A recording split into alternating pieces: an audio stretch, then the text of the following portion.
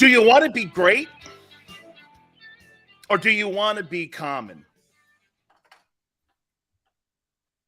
That's what we do here every day. We strive for greatness. We want our teams to be the best. Hell, we want to be the best in our life. That's why when we sit here and we're critical of certain things, it's always coming from a place of getting better. It's always coming from a place where when you hear me talk, if you think it's criticism, hating, whatever some of you call it, then you don't strive for greatness. Please hit the like button, and I'm going to start this thing off here by doing this. How can you be the worst tackling team in the National Football League and take 2 days off when you got a high-powered offense rolling into your football stadium on Monday night? Don't you think there's a sense of urgency somewhere there? Jesus criminy.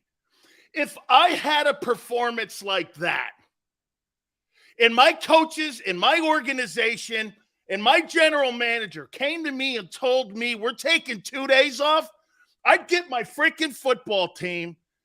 We'd go out back and we would practice ourselves. Got a bunch of time card punchers here. This is BS. That team don't work hard enough. You are not going to fulfill your destiny because you do not put the work in to be great. That is a fact.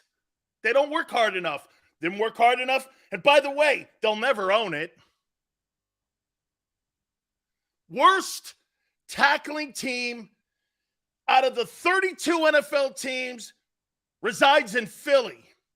And you're telling me that that defense is going to be a top 10 defense? Never in your life. Do top 10 defenses not show up every week? I don't remember the great defenses ever going, don't worry about it. And we'll do what some of you guys do over here. It's 1 week, Sills. Who cares? Man, you can't be great sometimes. You got to be great all the time. When the lights are on and when the lights are off. Hit the like button. I'm going to do something here. I had a whole different show set up. But when I heard this, I had to go to the transcripts of this. And I want to read you something. It absolutely blows my mind. This was yesterday at Jonathan Gannon's press conference. When it comes to rotational positions, so not just D tackle, D end, is that sort of the game plan? That rotation? How much room is it of changing the game with you and the defensive line coach, Tracy Rocker? That was our very own John McMullen asked that question. Here's Jonathan Gannon's response. Yeah, we talked about, I think last year, I think it's a good question. Get this. We set up the game plan a certain way and say, hey, we want to come out of the game kind of looking like this. And we do that with head coach Nick Sirianni and Eagles general manager Howie Roseman. But then there is always room for us to get better and change the game as it unfolds. I could go on. Your general manager's part of your freaking game plan every weekend? Why? This guy doesn't trust your coaching staff. Howie Roseman doesn't trust Nick Sirianni or the D coordinator or the O coordinator. So he's involved in the offensive game plan. He's a general manager. Unless Howie Roseman was somebody like Ozzie Newsome or someone like that had played in the game, had been able to wear dual helmets, I'm listening to Ozzy. What is Howie Roseman doing when it's talking about how you're going to construct your game plan? That also means he's telling the coach who should play and not. The guy who built the team can destroy the team. He has no trust because of what they did with him with Chip Kelly.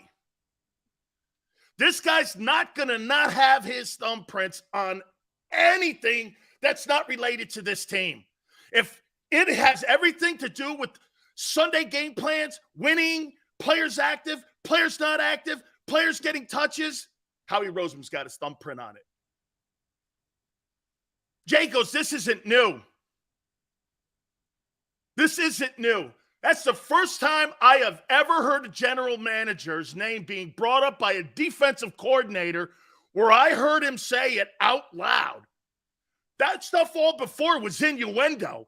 Now you're hearing a DC say this. We sit down with Howie Roseman and go over the game plan.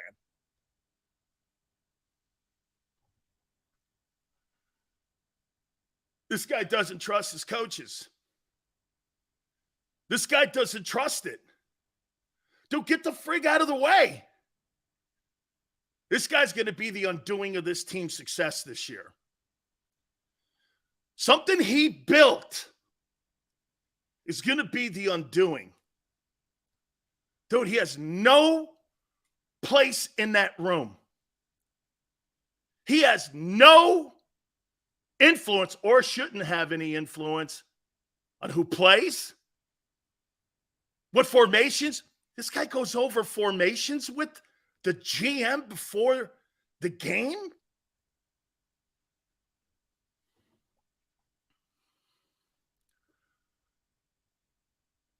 It's the first time I've ever heard a defensive coordinator admit that the general manager is in the room outside of the Dallas Cowboys. Totally awful. That team's a Super Bowl team.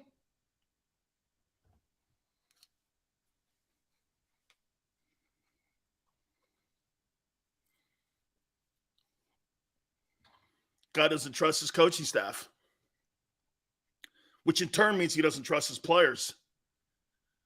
So Howie had something to do with that defensive game plan. Nice job, Coach. Coach Roseman.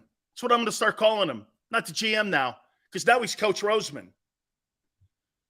Coach Roseman now is going to get the same criticism that the rest of the coaches, because now that he's involved in the game plan, hey, Howie, you sucked out loud on Sunday defensively. Now you also open yourself up for that, Howie. You're not going to have an scapegoat in Jonathan Gannon when that thing falls on its face like it did on Sunday. And when Justin Jefferson, who you missed out on, goes for 250, you can't blame Jonathan Gannon for that because you're involved in the game plan too, son.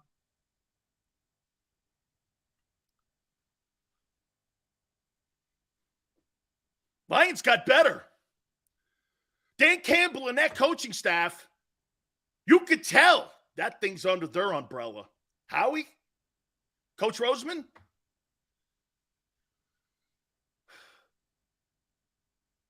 Hey, right here out of the game plan. Hey, Philiopolis, I'll read it to you again. This is out of the Eagle transcript. This was a question John McMullen asked. I'll say it again to you, okay? I have it. When it comes to rotational positions and not just D tackle and D end, sort of a game plan. I'll show you where this guy right here, Philiopolis, is a jackass and making stuff up like many people in the Philly media do. Here's Gannon's response to rotation. Yeah, like we talked about it last year, I think it's a good question. We set up the game plan a certain way and say, we wanted the game to look like this. We do this with Executive Vice President and General Manager Howie Roseman and Nick Sirianni. It's right there, right there, right there. Your GM is involved in your game plan. This is taken right from the press conference. Not fake news. Not fake news. Involved in the game plan. Wow. The man is an egomaniac. Coach Roseman can't get out of his own way. Can't. Here's the fundamental flaw so far going into the season. You overpaid for Fletcher Cox's return. That guy, he's not 14-4. I don't care what some of you think. That's not a $14.5 million player. Way past that day. Hargrave's got to get better. He's 12-9. That dude's got to get way better. Hassan Reddick, did he show up? You should put his face on a milk carton. Have you seen this kid? Man. And you have a GM involved in putting the pieces together. You're damn right your general manager could screw this season up. Get out of the way. Holy cow. That's a trust factor you have to have for your coaching staff, my friends. You got to believe in your coaches, or your players won't. You know why Jonathan Gannon has a problem with communication with his players? Because they know the buck doesn't stop there. Dude, I don't want a million voices in my team meeting room. I want one decision maker. One guy it has to run through. I don't want a convention of people to have to run something through. Every time you get multiple opinions, you never have what? Conviction in what you're doing. Anthony, yet and still 1-0. Congratulations to you. You will not beat elite teams with this approach. And you haven't in 2 years. You haven't beaten an elite team in 2 years. Don't talk to me about being 1-0. What's the last elite team the Eagles have won? 2.5 years ago? Don't talk to me like you guys are Super Bowl champions. You're paper champions as of September 14th. Don't talk like you've done something. And by the way, I echo Jason Kelce in that. You haven't beaten a team in 2.5 years. That was a legitimate team.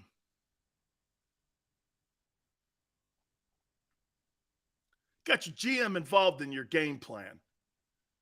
Man. Why?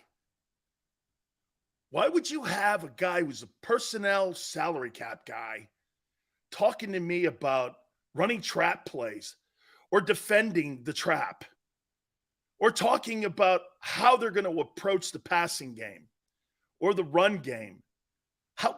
What could he possibly add to a game plan? What? What's his forte? What is his experience on putting a game plan together? Now I know why it looks the way it looks on defense. You know why? I told you this yesterday. Jonathan Gannon has a plug-and-play defense. You really think he means that literally? I do. You don't bring up the general manager's name when you're talking about going over a game plan. Absolutely. You could go through 31 other press conferences, and I could guarantee you no DC is going to say, yeah, I sat down with the GM yesterday, and we went over the game plan. Even in jest. Nobody does that.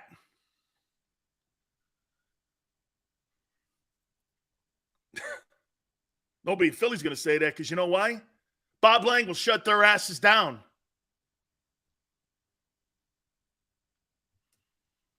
That's why. Got to be careful here. Got to be careful. I have a problem with it. Nobody in the Philadelphia market will say that but Big Sills. I have a total problem with that. Dude, you have coaches, you have GMs, you have scouts, you have people that work in a salary cap. Let them do their job. Or hire someone new. Everything goes through Howie Roseman, including play calling. Does the play sheet too? And again, this is why it looks like plug and play on defense. It's totally plug and play. That's why when you look, and that guy that was on with Sports Take today is awesome. And he's so right. Jonathan Gannon's defensive scheme is more important than the players that are on the field. He don't trust the players. He believes more in what he's doing than the players that are involved in the scheme. He doesn't customize defenses. A true defensive coordinator that knows what he's doing will look at the personnel that he has. He's not going to walk into a team meeting with a scheme until he sees what he has. How could you possibly know what you have when you didn't practice? You didn't put it together at all. Okay? You didn't put it together. It's a plug and play. Well, we'll put this player here. We'll put this player here. That's not a design scheme. Jim Johnson designed schemes. Buddy designed schemes. Bud Carson designed schemes. Some of the greatest D coordinators of all time, they design schemes to the type of personnel they have on the field. Okay? Flex goes, absolutely. I'd say screw. Yeah, well, Gannon, this is what he believes in. This is what he believes. Okay? This is how great coordinators do it. Buddy looks at Wilbur Marshall, Otis Wilson, and Mike Singletary, and Dan Hampton, Steve McMichael, Richard Dent, Doug Plank, Gary Fensick, and they look at all those things, and Buddy goes like this. How can I utilize these guys to the best of their ability? What can I do to develop this system around those guys? Dude, do you actually think putting a 43 defense together and using that personnel would have had the same impact of the 46? Absolutely not. Buddy had to sit there and go like this. Let me design this to the strengths of what Wilbur does. He's a headhunter. Doug Plank was going to kill people. Gary Fensick, too. We'll get pressure from Dent and McMichael. Hampton's a Hall of Famer, too. Buddy designed a scheme around these guys. That's what a true coordinator does. He doesn't walk in with a 34 or 43 or a 50 front or a bear look and go like this. Well, let's just plug the players in. You customize a scheme to this. That's why Hassan Reddick hasn't had a job in 3 years when it comes to somebody bringing him back year in and year out. Because no one's developed in Arizona and in Carolina. Same thing. They couldn't design a scheme around him. Jim Johnson would have did the same thing with Hassan Reddick that they did with Hugh Douglas. They would have designed a position for him. Reggie goes, we don't dwell on the past. This ain't the past. This is 19 ball games, guy. You think I'm talking about the Lion game? Holy cow. Some of you guys, man, are so narrow-minded in how you approach things. This is 19 ball games. This ain't one game. This is 19 games. You don't think you already know who this dude is after 19 ball games? I was told last year it was because of the shitty personnel. Not true. This guy's who he is. And it won't change. And it won't change. It won't change. This is 19 ball games. Jack goes, Reddick is a pass rusher. He sure is, because he can't play the run and he can't play the pass when it comes to covering backs or tight ends. You're damn right you're right. Okay? You're damn right. He's one-dimensional. And the Eagles gave a one-dimensional player $10 million. So you gave Fletcher 14-4, completely overpaid him. And you gave a one-dimensional ball player 10. That's why Howie, and you hear Jonathan Gannon going, yeah, he's going to cover some passes too. He's going to do, yeah, because you know why? You don't pay $10 million for a guy who does one thing, and you have to take him up off the field half the time. He's not on the field 25% of the game because he's one-dimensional. He's one-dimensional. This is 19 ball games going into your 20th game. You guys think I'm sitting here talking about the freaking Lion game? I'm talking about 19 ball games.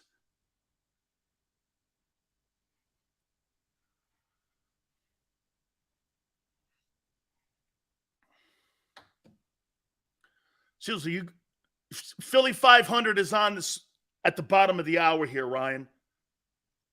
He's on at the bottom of the hour. So we're going to talk to our friend. We'll get his thoughts on what he saw. Man, it's not that it's new news that Howie's involved in everything. It's one thing to hear your defensive coordinator being asked questions by our very own John McMullen at the Eagle press conference, and for him to actually say that Howie's involved in the game planning.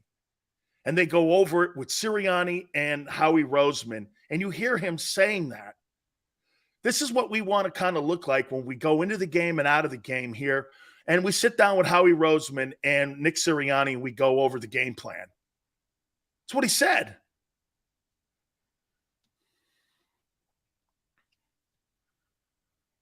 Okay?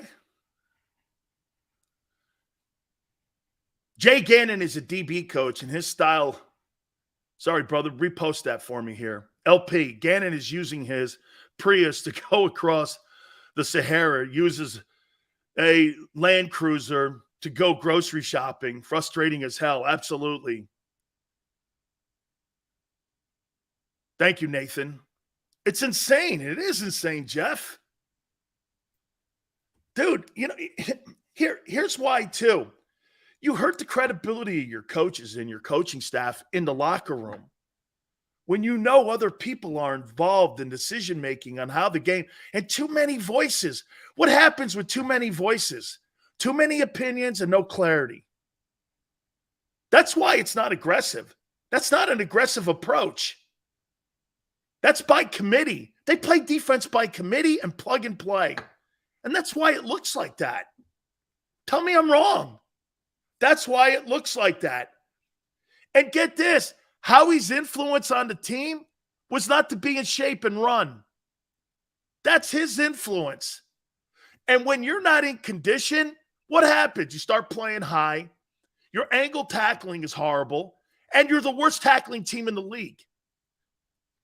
Man, my God almighty, if somebody told me that my team after week 1 was the worst tackling team in the league with our performance, I'd hang my head. I wouldn't be sitting around going, we're going to take 2 days off of practice. Jesus criminy. What kind of stuff is that? Dude, man, this is a really weird approach to things. I am not in favor of any of it. This is really weird. You don't practice hard enough. You're not in shape. You were the worst tackling team and you take 2 days off? 19 games of defensive coordinating tells me who Jonathan Gannon is, not just the Lions game. And you got the GM involved. Why? Is the owner too? Boy, you guys got a happy little crew there. What do you guys have? Bagels and Cokes and such? And sit there and you talk about the game plan with the owner, the GM? It's a weird approach, man. Hey, they may win a Super Bowl. I now see why Doug Peterson was frustrated with this. This would frustrate the hell out of me. I don't want to have conversations with you.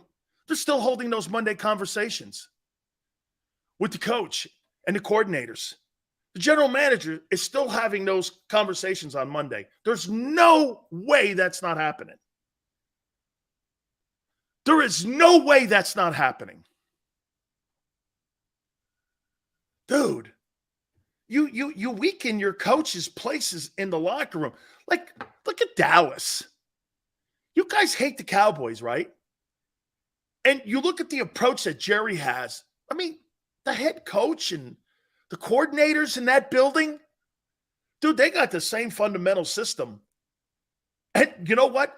Hey, I'll say this to you, though. And to be fair, Howie's had more success than Jerry. At least over the last 22 years he has.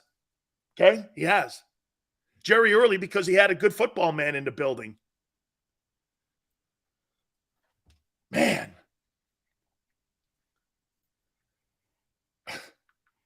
This is unbelievable. And I want to bring my boy Philly 500 in here now. Bro, I want to read you something. You're fired up today, Dan. Hey, dude, I want to read you this. Yeah. Oh, boy. Did you hear it already? Oh, yeah. I know exactly where you're going with it. Yes, so. Let me read this to you here, and I want your spin on this.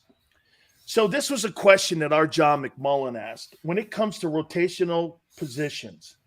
So not just D-tackle, DN, it's sort of the game planning of how we put everything together, how much room you have, how are you using that, do you communicate with Tracy Rocker? That's what John McMullen asked. Here's Jonathan Gannon's response. Yeah, and this is from the Eagle transcripts. Yeah, like this is from the press conference yesterday. Yeah, like we're talking about, I think last year, I think it's a good question. We set up the game plan a certain way and say, hey, we want to come out of the game and we want to look like this. We sit down with the head coach and with Eagles executive vice president, Howie Roseman, to go over the game plan. But then there's always room for us to go through the game plan together and try to put things in there so as the game unfolds. I'm going to stop because it's longer. Right. So the GM's involved in the game plan on defense. Let me get your thoughts on that. It's Howie vision, baby. We're all just living in it. Nobody says it's good or bad. It could be whatever. This is the bad side of Howie Roseman. I'm not surprised by this one bit. Just going to tell you. Because if you remember when Doug was here, he had to have weekly meetings with Howie Roseman and the owner explaining his game plan. Why, you even though you won, why did you not throw enough? Or why did you do this wrong? So this doesn't surprise me at all with Howie Roseman. This is the downfall of Howie Roseman. This is the negative when it comes to him. He's too involved in everything. I think they're still having those Monday meetings. Oh, I'm sure they are.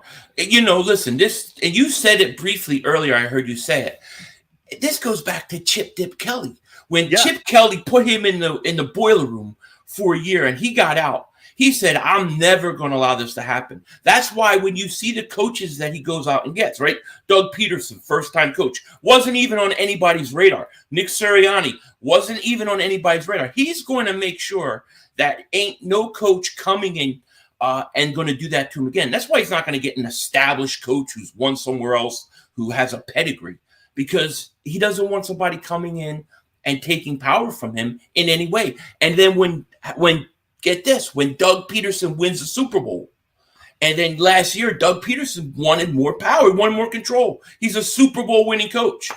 Said no, goodbye. He's not the coach anymore. That's what we get. The performance by Gannon is not just a Lions game. It's 19 ball games now of the same stuff. And I call it this, Philly.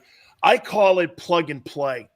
And Mhm. this is a reason why they're not customizing to the strengths of this defense. When you have a guy like Jim Johnson, or you have a guy like Buddy Ryan and Bud Carson and guys like that, they looked at the personnel. When Buddy was in Chicago, and I brought this up earlier, when you had Otis Wilson and Wilbur Marshall and Singletary, he looked at that and went like this. Now, what's the strengths of those guys compared to Steve McMichael, Richard Dent, and Dan Hampton? He customized the 46. Mm-hmm. This guy has a 43 defense or a 50 look or a 34, Mm-hmm. and he thinks you can just plug and play, which means this. Hassan Reddick will not be used right. Yeah. The defensive line is not bought in, and you Right. saw it. They were getting knocked off the ball. I mean, Yeah. do you think this gets better on defense? No, because I hope so, but I don't have a lot of confidence in it. As I said, he was my biggest concern going into the season. He remains my biggest concern. You have new players, a lot more talent on this defense than you did before, and it looked like the same defense a year ago. Exactly like the same defense. So I have my concerns. I have my worries. I think they blitzed 6 times out of 6 times. That's ridiculous. Especially in today's NFL, when you have teams that, basically the NFL has the offense always has the advantage, right? The offense gets all the breaks, all the calls. To me, the only way you really negate that is you get to the quarterback. You put pressure on the quarterback. Even if you're not sacking him, if you're hitting him, you're making him throw early. They were cushioned. They had their cornerbacks back, and they're rushing 4 at a time. Didn't make any sense to me, especially after they had 3 or 4 good series where they were bringing some pressure. They got us pick 6, and then they just stopped and went away for it. Didn't make any sense. It didn't make any sense. I mean, well, there was a sequence of 3 series in a row. They blitzed, they stopped him, they moved Goff off his point. His situational play calling, you know what's crazy? I can't believe I'm going to say this. I think the issues, we'll get to the offense here in a minute. I think the issues on offense can be fixed. I'm not sure about this on the offensive side because Gannon's not going to change who his stripes are. This is who he is, right, Philly? Yep. That's what I'm afraid of. That is what I'm afraid of. But there's a lot of new players on defense. You have a lot like Kaiser White. He looked good. At times he looked good. James Bradbury. You got Brandon Graham back. You got Jordan Davis, who they didn't use enough. And yet they looked exactly like the team out there on the field last year when they didn't have the pieces. Absolutely. All right. Let me take you to some of the positives in this. I went back, Philly, and this was my take on Jalen. And tell me if you agree or disagree. My first initial on Monday, I wasn't impressed with the 56% completion percentage. And I'll get to AJ and all those guys. There were so many good things, too, that happened. But then I went back and looked, and I got to tell you, he put team ahead of his stats. And here's why. There were times that he was running down the sidelines, and he flicked the ball out of bounds because he didn't want to take the loss. So he sacrificed his completion percentage not to have negative yards. In my opinion, that shows me leadership, and I've got to be fair to that because, and I said this too, if Jalen Hurts is not in that football game against the Lions, those third downs that he just broke their will with, they don't win that game. I agree. I thought I don't think Jalen Hurts was perfect, but I thought he was pretty good. I was happy with where he was after no preseason play, no mini camps, no all those things that they don't do that we talked about. I knew they were going to come out slow, and he came out 0 for 5. But I thought he settled down, and I thought he did a pretty good job. Now, I think he rushed 17 times. 8 of those were not planned. He had to go because there was a pressure. They were blitzing him a lot, and a lot of times he didn't have time. And I thought he did some really good things. So I was overall happy with Jalen Hurts. Absolutely. Because when I went back and watched the game again, Philly, I mean, the offensive line, if you really want to go here, I thought they did well again, 200 some odd yards rushing the ball, but their pass protection, many of those plays he had to take off because he had a guy in his face. He had to. So, I mean, here, 17 carries. That means he would be on pace for 239 carries. Can't have that for No, a starting quarterback. No, I think 8 of those they said were where he basically left the pocket because of the pressure. So I don't think they were like planned or designed runs or anything like that. I still think 8's too much because I'm afraid, it's mainly because the shots he takes. He takes a lot of hits. And I think, part of it is the refs. I mean, there were 3 or 4 calls where he was getting hit after sliding. And that all led to the bigger hit that came in the second half.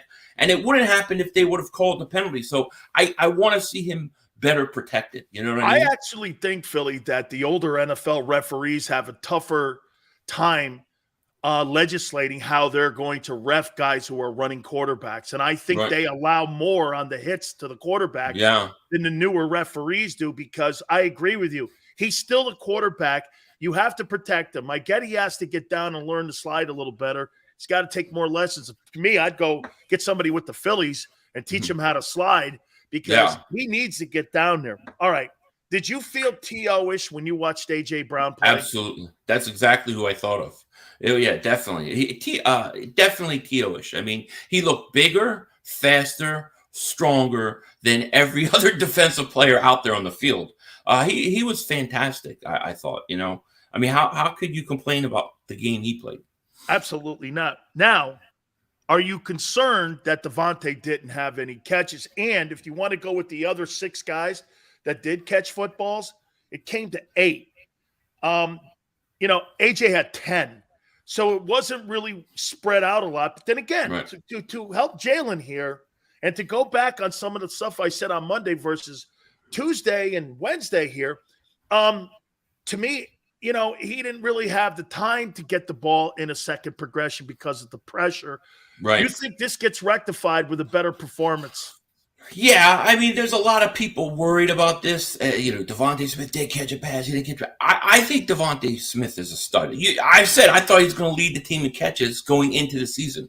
I think it was just one of those things where, they're blitzing, bringing pressure early, and they started running a lot of those quick slants to A.J. Brown, and then you get 5-6 more yards running, and then they eventually went over the top with him. But I just think it was one of those things. I don't expect this to happen every week. I think Devontae will be more involved next week. Now, if we get to like 3-4 weeks and he's got 15 catches on the season, then I'll say, yeah, there's a problem. I agree. I think that gets rectified. How about the way Miles Sanders, and how important do you think that guy's going to be this year if he plays the way he did against the Lions? Oh, he was fantastic. Especially that late run where I thought he got tied up and he broke free for like 24 yards. And then they pull him, and then he doesn't come back in the game the rest of the time. I don't think they use Miles Sanders enough. That's just my opinion. Now, I know you think he needs 25 carries a game? I don't know 25, but I like him to get about 20 touches. You know what I mean? Maybe 15 carries, another 5 out of the backfield catching. But I think he's a dangerous weapon. There's not a lot of guys that can break an 80-yarder at any time. And a guy like that, you got to get him the ball. So I know Miles is a good player. He's just got to stay healthy. And there's no question. And the way he ran, too, you could see he's running with a purpose, too. It's a 31 team audition for 18 weeks, too. It's going to be interesting to see, especially if this guy ends up the year with 1,200 yards. And I would say this to you, that maybe they had more designed run plays for him, but because of the inability, Philly, of the offensive line to stop the pass protection, and they didn't do a very good job against that Lions front, maybe, again, that's probably some of the reason why we didn't see more carries for the kid, because Jalen had to take it on his own back to really carry the mail when it came to the running game. Yeah, could be. I mean, you might be right. All I know is that they won, and they better be a lot better next week, because Minnesota will beat them if they play the same way. Okay, what about this game? How do you look at this game here with the Vikings here? Because I'll tell you what, it's a divisional game. Could you have a letdown? I don't know. The new coach and the players in there know that Green Bay was their nemesis, the same way the Cowboys are the Eagles' nemesis. So can you imagine? I would imagine in that building, they're saying this: if we beat the Packers and the Eagles in weeks 1 and 2, you're going to look at Minnesota in a whole different light, aren't you? Absolutely. If you have a 2-0 record. So that's a high-powered offense. And I thought they beat the Packers up. They from what I saw, they beat the crap out of the Packers. Yeah. I think it's a tough game, and my fears are all on defense, right? How are you going to stop Dalvin Cook when you were so piss poor versus Swift? How are you going to stop Justin Jefferson? And how are you going to get pressure on Kirk Cousins, a guy who will give up the ball if you put pressure on him? You've got to get pressure on him. I think Fletcher Cox and Hargrave got to be a lot better than they were. Okay, I thought Williams and Jordan Davis were almost more effective with less snaps. I'm going to end this with this here, and I want your opinion. I saved it to the end. I think it's a fundamental mistake. They paid him $14.4. That guy, Fletcher Cox, is not a $14.4 million a year player. I don't think he should be starting. Mm-hmm. I could get, like you said, the same out of Milton Williams. And by the way, Jordan Davis, I don't want to hear he's out of shape. You're a professional. Right. You're not on scholarship anymore, man. You got to – when that kid's in the game, I thought they were better against the run. That guy's got to play more. And think of this, Philly. You got 12-9 lined up in Hargrave, and you've got 14-4 lined up in Fletcher Cox. You almost have $30 million lined up and two players in the middle, and they played like shit. Yeah, I know. Hey, well, you've seen, really truthfully, if we're honest, Fletcher Cox over the last few years has declined in his play. It has declined. He's not the same guy he was a few years ago. As far as Jordan Davis goes, I mean, how are you going to get the guy in shape? They're off again today, aren't they? It's the second day they've been off. So when's he going to get in shape? Yeah, today's kind of players' day off. They usually get today, but then they're off on Wednesday, and I get it. They get the extra day. But, man, I mean – I think Jordan Davis needs reps. They need reps. And they need to be in better shape. Yeah. I agree. Get this, too. Come Monday night, that guy Cousins – he may throw the ball 50 times. You better have your ass in shape, man, because rushing the passer, you got to be in shape for that kind of stuff. And when you got Justin Jefferson, hey, you think he has a big day against the Eagles? I think he'll have I think he'll get his. I think he'll have an okay day. I don't think it's going to be as big as it was last week. I don't know. Well, we can only hope. We're hoping. Hey, I don't know, man. I don't know if I'm buying that. I don't know if I'm buying it either. Listen, I don't know. Thank you, my man. For Big Sills. Thank awesome. you, brother. Thank you, man. Have a good one. You got it. That is my man, Philly 500. Make sure you check out his podcast, too. It is electric, and it is awesome. We appreciate him finding time for us always. Hey, do me a favor, guys. Morgan & Morgan, where the fee is free. Promise me this, man, that if you're ever hurt or injured on the job, man, you look at Morgan & Morgan to represent you and your family. We absolutely suggest this to you because for the last 30 years, they have collected over $13.5 billion for their clients, protecting them from fender benders to the biggest cases on the planet with the biggest law firm in America. Over 800 strong in Philly, New York, and in Florida. Nobody will defend your family like Morgan & Morgan. Call them at 800-512-1600. That's 800-512-1600. The call is free. The consultation's free. And when you call Morgan & Morgan, tell them Big Sil sent you. When choosing a lawyer for your injury case, you may ask, does the size of the law firm matter? Well, of course it does. The insurance company, they're huge with unlimited resources. And whether your case is big or small, they're built to bully you out of the money you're owed. But here's the good news. We're big too, the biggest actually, and we're built to fight to make them pay for all that was taken from you. Size is our strength. There's only one Morgan & Morgan, forthepeople.com.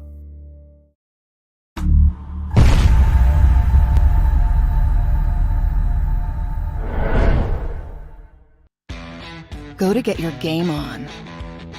Go for the beers. Go for the cheers. Go for the hit and the hits. Go for the stakes and the stakes. Go to get your parlay on. Go to get your party on. Go for the scene. Go for the screens. Go for the gallery. Go for the win. Go to Ocean. Visit theoceanac.com to plan your visit. Philadelphia fans, we're cut from a different cloth. born into a brotherhood and bonded to our team for life. We believe anything is possible because we've witnessed the impossible. While we may be from different neighborhoods, come Sunday, we are one, and we will be heard. Pondley Hockey, official partner of the Philadelphia Eagles. It's the #1 news at 10 p.m. Action News on PHL 17. Join Shari Williams, Gray Hall, Deuces Rogers, and meteorologist Adam Joseph for all the big stories at a time that's right for you. Action News at 10 p.m. on PHL 17. I get scared sometimes. Of a lot of things. Joining in. Decisions. The dark. The dark. But I once heard someone say, But as I always say, it's okay to be afraid. as long as you face the fear. And keep moving forward. Wherever you are in life, count on the name trusted in insurance for over 80 years. Independence Blue Cross.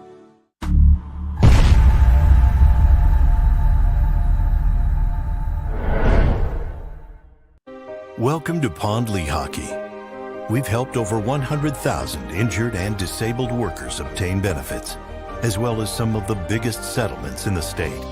If you've been injured at work, give Pondley Hockey a call. Go passionately. Go fearlessly. Go confidently. Go Birds! Go confidently towards your goals with First Trust, Philly's hometown bank for nearly 90 years, and the official bank of the Philadelphia Eagles. We're focused on getting you over the goal line. So go with conviction, go with trust, Go Birds! and go forward with us by your side. First Trust Bank, the official bank of Philadelphia dreams. Oh, and go Birds.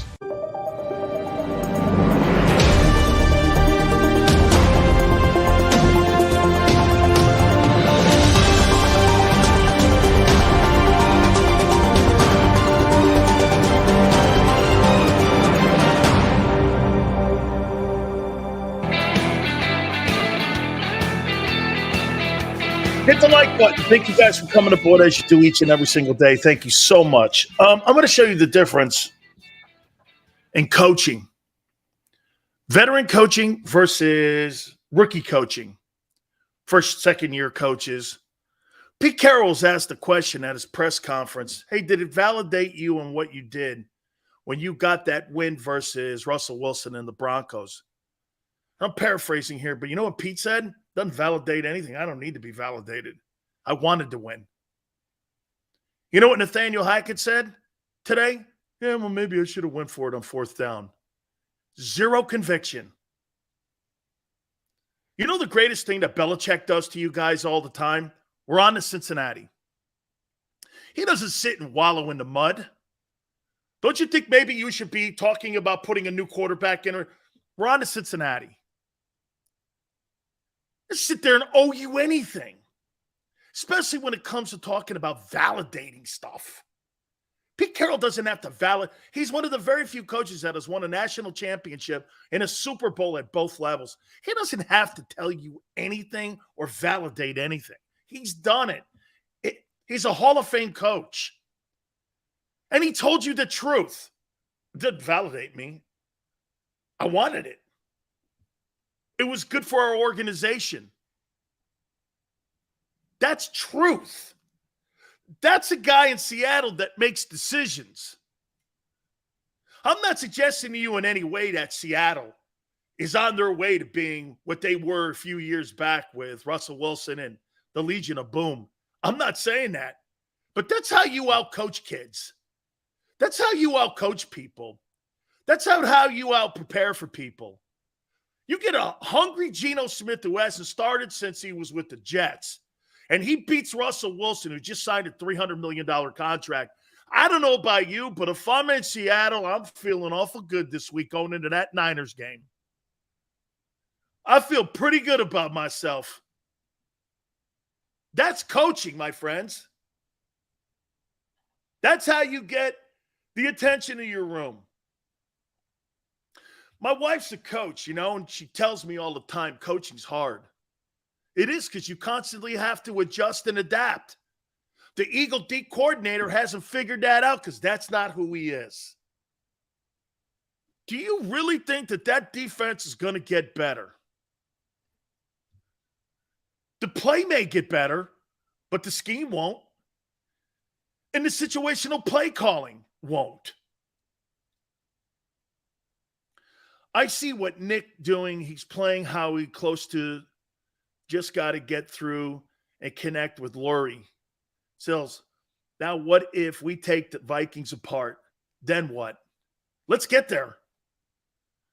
The Vikings are a playoff team. This will be the first significant team of the year that Jalen Hurts, the Eagle defense, and the coaching staff will have a shot at ending that do-nothing one-loss record that they've had for 2.5 years. This is a team that looks like it's going to be somebody. This is a team, they have to win. You want to be a legitimate contender, you got to beat that Viking team on Monday night. Or you know what we'll say? No, I'll bury the lead. Got to beat teams that are significant. You just can't keep beating up the Lions, the Falcons, and shitty teams like that. You want to be a true contender? You got to beat teams up. Okay? You got to beat teams that are legitimate contenders before you start doing that. By the way, we're going to look at week 2 of the NFL. Also, the concerns. I got a couple topics here, and also too, I want to hit on something here with Jalen Hurts. Also, it's not bad. I don't think it is, or maybe some of you might think it is. I don't know. We're going to do that at the top of the hour. But I want to walk back on something that I said yesterday, and I want to make sure that you understand this with great respect for Fletcher Cox. This is nothing personal on Fletcher. He's toast. For the money he's making, he is not that guy. And it's not that he doesn't belong on an NFL roster. He doesn't belong on the Eagle roster at 14-4. If he's making $5 million, then we're having a different conversation today. 14-4, that's elite money. You're almost at the benchmark when it comes to when you're handing out, whether you're going to franchise tag a guy. I think it's $16 or $17 million. He's like a couple ticks under that. He's not a franchise tag DT. And you paid him like he was. You paid him almost a franchise tag. Really? He's done nothing in a year, 19 games that I've been covering him. He's been common. I'm not paying that guy that money. Okay? Stop over-evaluating Fletcher Cox like he's some good god on defense. Brian, that's what I'm saying here. You paid him like he's a god. He's sitting there saying that, Fletcher, you paid him like he's one. He's one of the highest paid ball players on the team. Why? He's the highest paid ball player on the defense, is he not?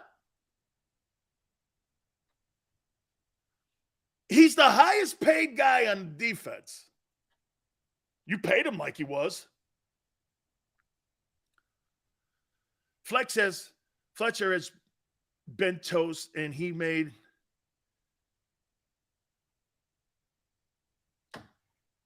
Flex, got to put it together a little better for me, brother. Appreciate it. Thank you so much, though, Flex. Fletcher Cox has been done since 17. I don't know that far back. Link's going to be rocking. I agree 100% with that. Okay? Dan, how can we get Seth Joyner? You're never going to have a coach like Seth Joyner in your building. As long as Howie Roseman's the general manager. Are you crazy? You'll never have somebody that would speak his mind like that to a GM. And Howie's in those defensive meetings? Are you kidding me? Can you see wait a minute. So you think Seth Joyner's going to take direction from Howie Roseman when they're sitting there in their Monday morning meeting on why the defense looked the way it did? Seth's not going to answer to him. And Howie doesn't want to have a conversation like that, and he doesn't want to have an adversarial relationship like that, so they'll never put a guy like that in the building. Doug Peterson's not in the building just because of what I just said.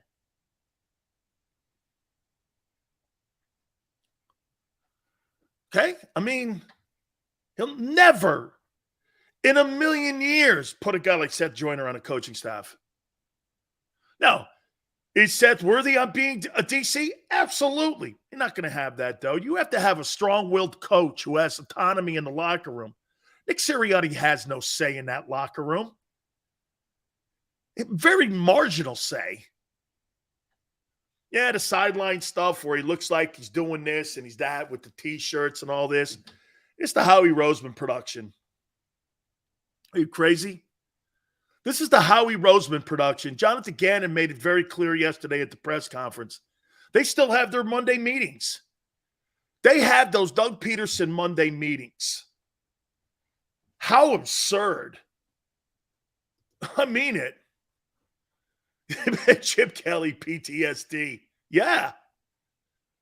Let me tell you something. If you were put in a broom closet for 3 years or whatever time Chip was here, and you were put in a broom closet and you had a water fountain and a toilet like you were in a prison in the back room of the NovaCare Center, and you were next to the janitor, and all of a sudden that guy loses his position and you were given your full position back again, are you thinking that you're going to allow anybody once again ever to have any kind of say in anything that's not related to your success? Absolutely not. This guy's a control freak. He controls the coaching staff. He controls the personnel, the salary cap, and the game plan. Boy, I'll tell you what, man. This is something else. This guy here, man. Executive of the year? You mean the meddler of the year? You mean the meddler of the year? Dude, all the good things that Howie Roseman does when he built this team, he's going to destroy this team. Get out of the way. Let your coaches coach. No way. No way will he allow anybody to have the power that Doug Peterson had. Sirianni starts winning some ball games, they'll cut that guy loose too. Hey, you want to get this? Who do you think will get more credit for the win on Monday if the Eagles win that game against the Vikings? Nick Sirianni or Howie Roseman? Philly media will go nuts on Roseman. Oh, my God. Because that's what the PR department wants, too, and the owner wants. Because the owner, he handles all the purse strings. And he has all the strings on the team. See? 3-year contract extension, I told you. Nick Sirianni's a puppet. Gannon's a puppet. We have conversation. That means Shane Steichen has conversations with him too. That's not just isolated to the D coordinator. That's also a conversation that Shane Steichen that he has. I'm going to say this to you too, guys. I'm more okay with the offense today than I am with the defense coming out of that game and 19 ball games. Remember something. This ain't week one. This ain't week one. Stop looking at it like week one. This is 19 games with this coaching staff. Okay? You're looking at it through a small prism. This is an overall structure on how things are run in Philly. You're missing it. You're missing the big picture. How the exhibition season went. How they don't practice. How they don't work hard. How the general manager's involved in the game plan offensively and defensively. Jesus criminy. Really? All these hoops that people have to go through. Eventually, you're going to trip over one of these hoops. You almost tripped over one in Detroit.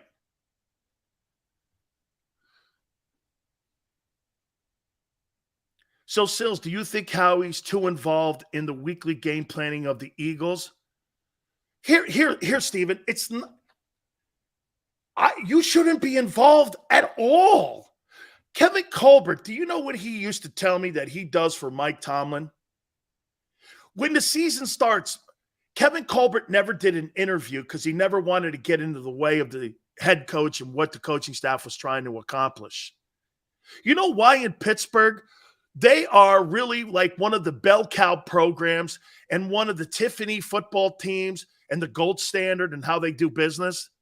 It's because, get this, off-season general manager time, in-season Mike Tomlin time. You think Mike Tomlin answers to the general manager? Mike Tomlin works with the general manager in Pittsburgh. Now, I'm not saying that he can't fire Mike, but those guys are partners. Nick Sirianni and Howie Roseman are not partners. Sirianni works for him. General managers are in the building for one thing. You know what that is? To help their coach get the best personnel that they possibly can get. That's their job description. Their job description is not drawing plays up.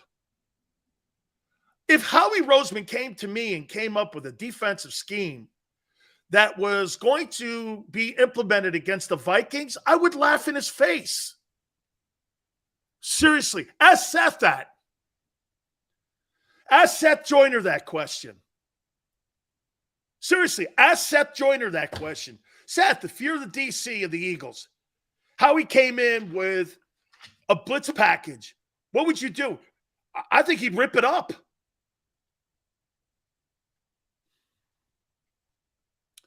Joseph says that Tracy Rocker isn't emphasizing shedding blocks.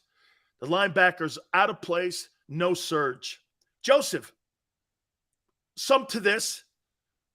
Shedding blocks is like blaming a hitting instructor. Okay? It's like blaming a hitting coach for a guy going 0 for 25. Players, that's player accountability. Get off your freaking block, dude. That's reps. That's coaching because the team doesn't want to do that. GT, Sills, Howie listened to you and the fans translates it to Nick. Keeps speaking facts. That's why he knocked it out of the box with the draft and free agents. GT, watch this. You had the best offseason, maybe him and Tom Telesco with the Chargers. Why can't you leave it there? Because you know what he doesn't want to have happen? The guy he hired shit the bed. And turns around another 9-8 season. Because then Howie gets asked this question. You got an A roster and you had a C effort. Then he's got to make a tough decision to fire the coach. Okay?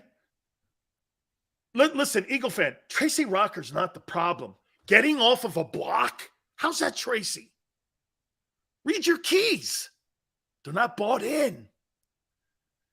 You're not vested in Jonathan Gannon's system. I said this on Sports Take yesterday. They are not bought in. They don't trust it. The damn GM doesn't trust it. This is, boy, I'll tell you again. You're Doug Peterson, and you went through this BS for those years that you coached this team and you built it up and you had to deal with all this. Jesus, you might as well be the head coach of the Cowboys. You're just there. Man, I got some topics here. Concerns, Jalen Hurts, also week 2 of the NFL. I want to get into some of that. Guys, please hit the like button. I'm passing my post a little bit. Hour 2 coming up. Keep it here on the National Football Show.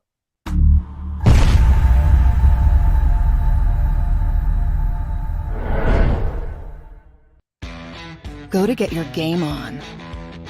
Go for the beers. Go for the cheers. Go for the hit and the hits. Go for the stakes and the stakes. Go to get your parlay on. Go to get your party on. Go for the scene. Go for the screens. Go for the gallery. Go for the win. Go to Ocean. Visit theoceanac.com to plan your visit. Philadelphia fans. We're cut from a different cloth.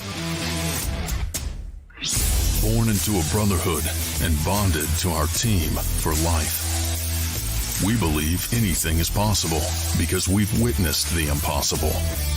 While we may be from different neighborhoods, come Sunday, we are one, and we will be heard.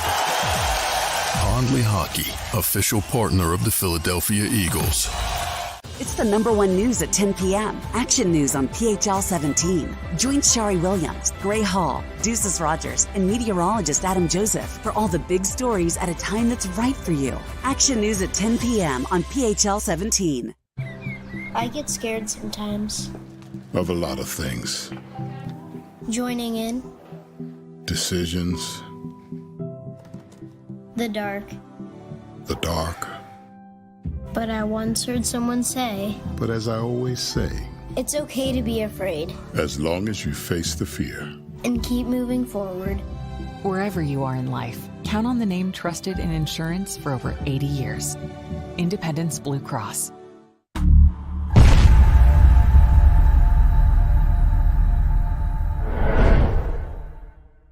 Welcome to Pondley Hockey. We've helped over 100,000 injured and disabled workers obtain benefits, as well as some of the biggest settlements in the state.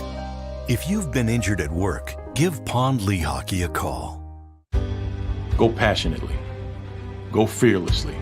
Go confidently. Go Birds!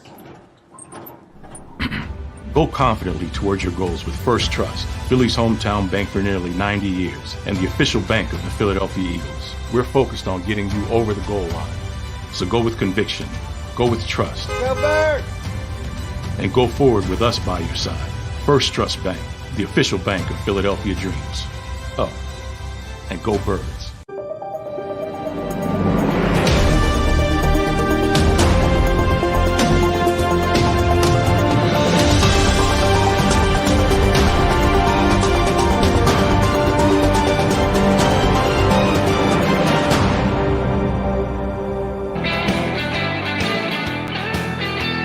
Hour 2 National Football Show. It's your boy Big Bills.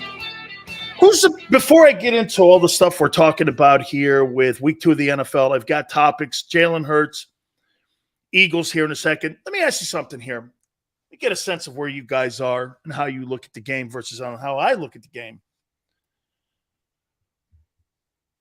Saquon Barkley was named the NFC Offensive Player of the Week. Who's a better back, Miles Sanders or Saquon Barkley? And since 2019, when he came into the league, Miles Sanders. Who do you think is a better back? Nick says Sanders, who has 25.96 in that time frame and 10 touchdowns. Barkley, since Sanders has been in the league, has 17.26 and 3 touchdowns. And some of you are going to go, well, he's been hurt. I don't care. That's part of the evaluation too. Look at this. Flex says, Saquon, come on, man. Dude, you got to be on the field. Guy has one game, and you're already there going. Someone goes, Sills, you must have. And I said he was the best back in the NFC East. And someone goes like this, Sills, come on, Saquon Barkley. I go, did you forget about him? I go, I did, because I haven't seen him for 2 years. You know, if Miles Sanders gets criticized for being injured, I'm not going to sit around and give Saquon Barkley roses for a guy who's he's hurt more than Miles Sanders. Saquon Barkley is hurt more. Now, if you're telling me who's the better talent, Barkley. Who's more dependable? Sanders. His numbers speak to it. He's got 2,596 yards and 10 touchdowns since he came into the league, and Barkley's got 17.26 and 3 touchdowns. And everyone's like, but Barkley's better. No, he's not. His production doesn't speak to that. You're talking 2 different things. Talent versus reliability and durability. And we're talking about 2 guys that are always hurt. I mean, dude, don't you look at bottom line here when guys are putting their numbers up here and go, this guy's better than this guy? Production has to matter. Not just doing this. Well, Barkley's a better back. Barkley hasn't been healthy for 2 years. Brian goes, dude, I think it's kind of even. Well, I'm really glad the Eagles didn't have to spend the number 2 overall pick then to get an even back with Barkley. The Eagles win that one. One, you ain't paying him, but what? 1.5? I know you're paying that dude in New York way more than that. I'm not saying that Barkley's not a more gifted player. But, dude, you got to be on the field to get the roses, don't you? You got to run into Derby. Well, this horse is really a great horse. Did he run? No. So, you know what Saquon Barkley is? Last 2 years, he's been a show pony.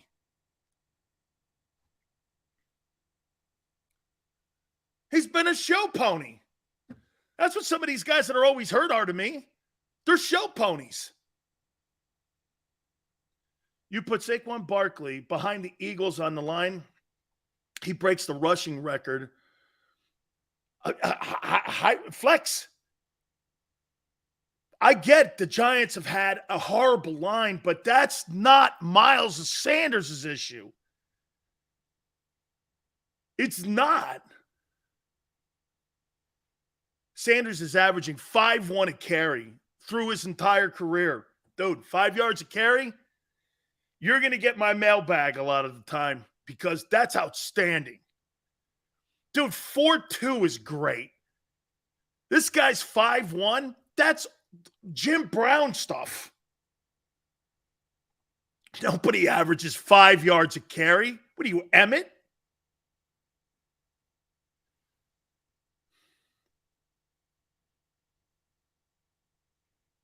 Lou says Sanders and Barkley aren't in the same class. Really? You're right. Sanders is more productive. You're right. Since 2019, Sanders is by far more productive. By far. Look at the numbers. He's got 10 touchdowns. Barkley's got 3. This guy's almost got 2,600 yards in Sanders. Barkley's got 1,700 yards. I don't know. What are you looking at? He's player of the week.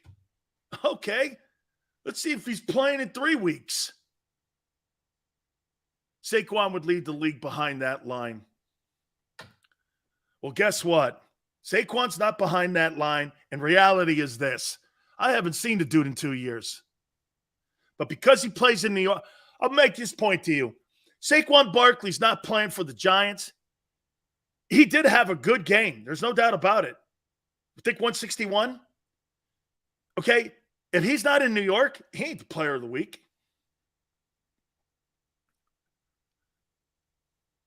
Eagle Man, Penn State hasn't been great since Paterno. James Franklin stinks. James Franklin is a terrible, overrated coach. He can't recruit. He's not very good. And they struggled, man. I don't look at Penn State and go, that's not Penn State. The Penn State teams I played against. Okay? Dominant linebackers, dominant D-line, amazing backs, unbelievable O-linemen. That's not the same football team.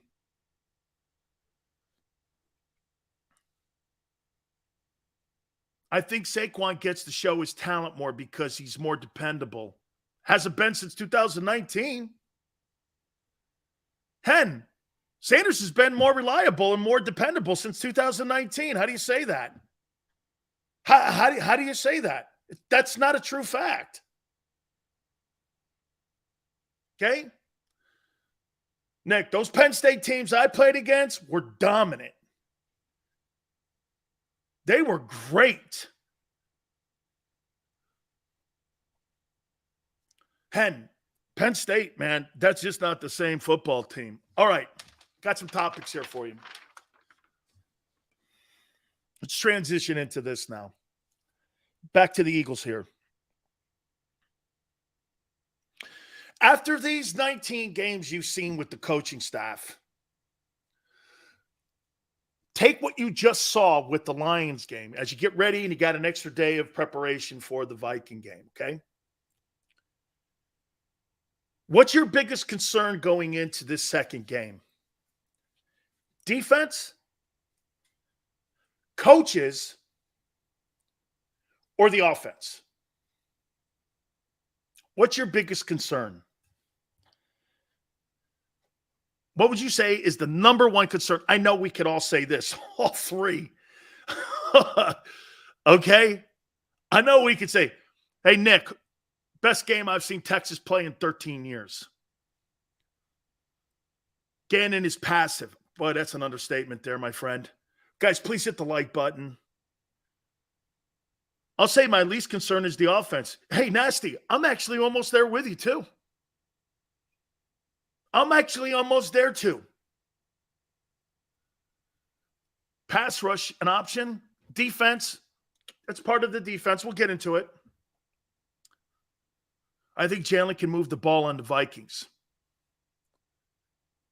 That's Christopher. I think they can, too. I think they can, too. I do. How about I do this? Because I see a lot of you here you picked one of the three here. There's no question the defense. How are you covering Dalvin Cook? By the way, do you understand what you're facing in this Vikings game on Monday night? That kid Swift, man, had 14 carries, and he had 10 yards a carry for 144. This guy almost had 170 yards of total offense himself. That line's pretty good. I think the old line in Detroit's actually better than the line in Minnesota. If I had to pick lines, now that line in Detroit was banged up. And they still put a number on the Eagles' front seven. That's a good group up there, okay? I don't think they're as formidable. However, I do think Dalvin Cook's a better back. I don't think he's a better versatile back than Swift. Don't get me wrong. I think Swift catching the ball out of the backfield. Dalvin can too, man. I think Dalvin Cook's a little better. These are two elite guys. Do you know what that does for Kirk Cousins in play action? Can I tell you the thing that's going to happen? Man, this gives me goosebumps. I hate to tell you guys this. Can I tell you what Jonathan Gannon's biggest fear playing against the Minnesota Vikings? It's not Justin Jefferson. It's Dalvin Cook getting loose. That dude puts up 150 yards, they'll put a 50 donut on you. Because then the defensive linebackers, they have to do what? They have to stay at home for play action. Because that guy, he's a very capable 1,400-yard back. You know, you would make the argument that the three best backs running-wise, Henry, Dalvin Cook, and Jonathan Taylor over the last 3 years. You could make that argument. Now, Cook's been banged up 2 of the last 3 years. But don't let him run wild, man. Because if that guy starts getting 5 yards a carry, 4.5 yards a carry, like we saw with Swift, lights out.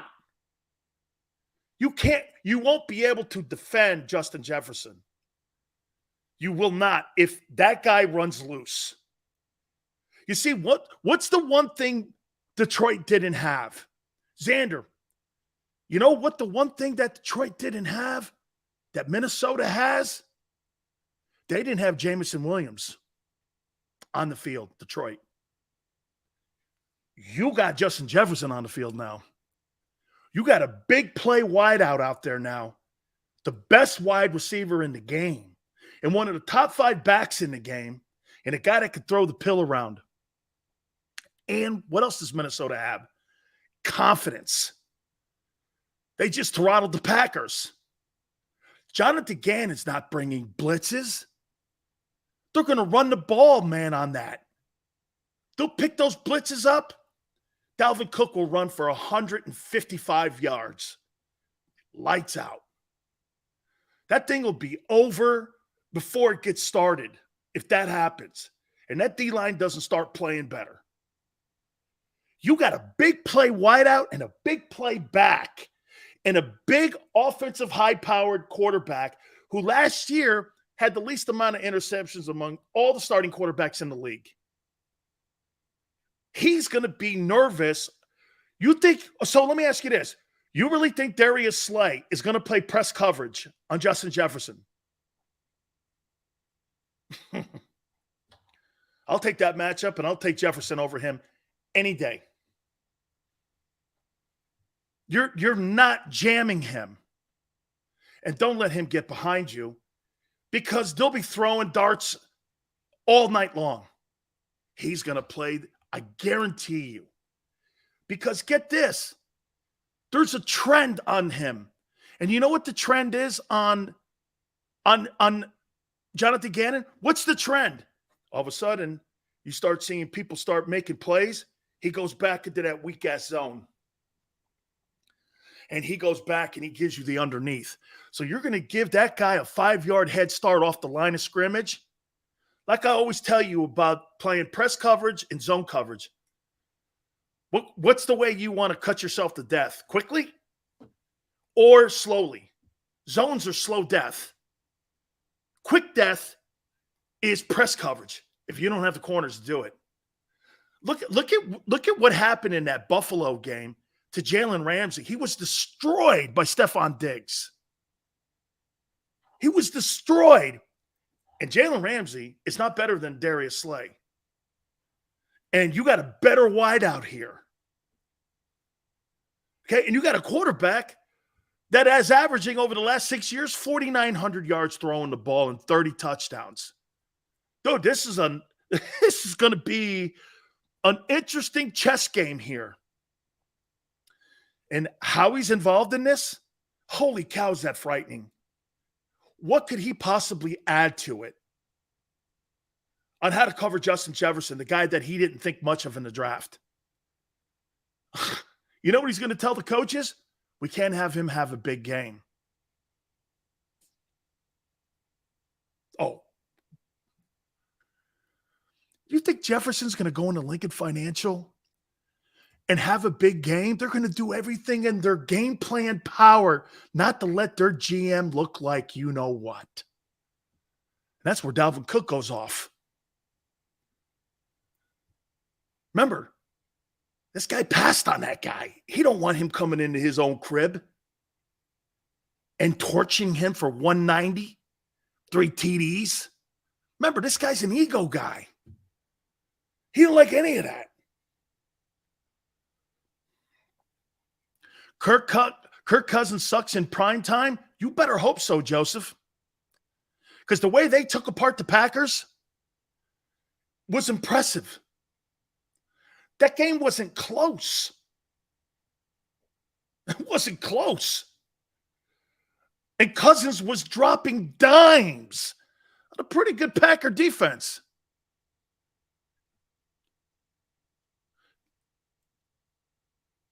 L3S, Players' Day off today, I believe. But they're off tomorrow, the Eagles, and the Vikings are practicing tomorrow, from what I understand.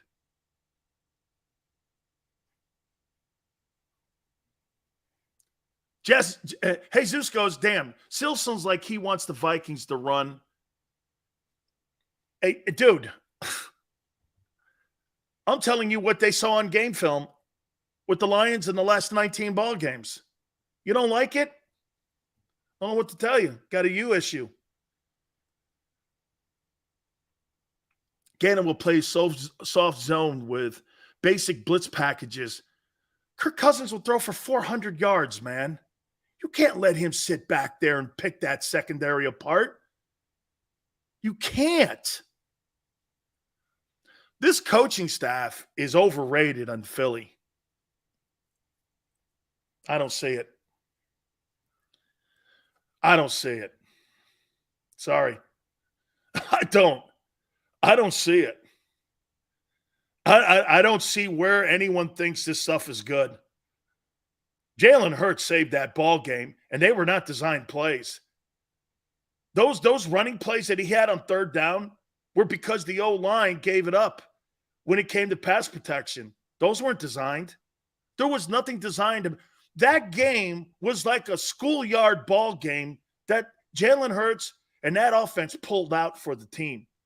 They won in spite of those coaches, in my opinion.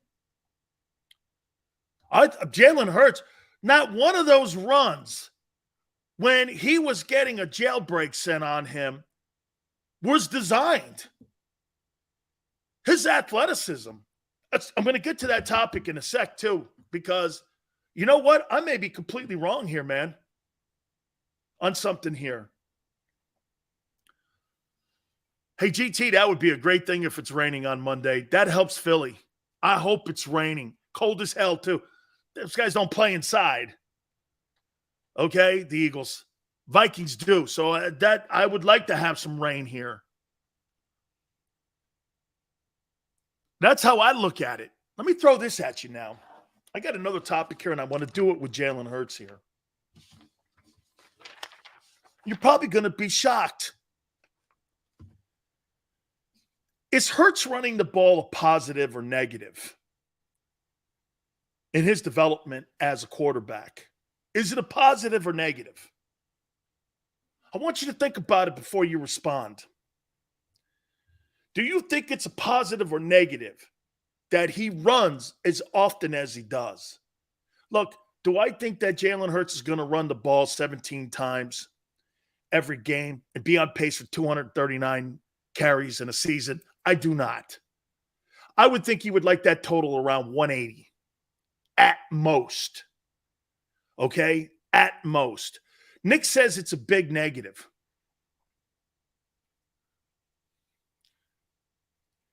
Rage goes, Vikings will worry about Hurts' legs. I think they QB spy Hurts and force Hurts to throw to A.J. Brown, who will be doubled.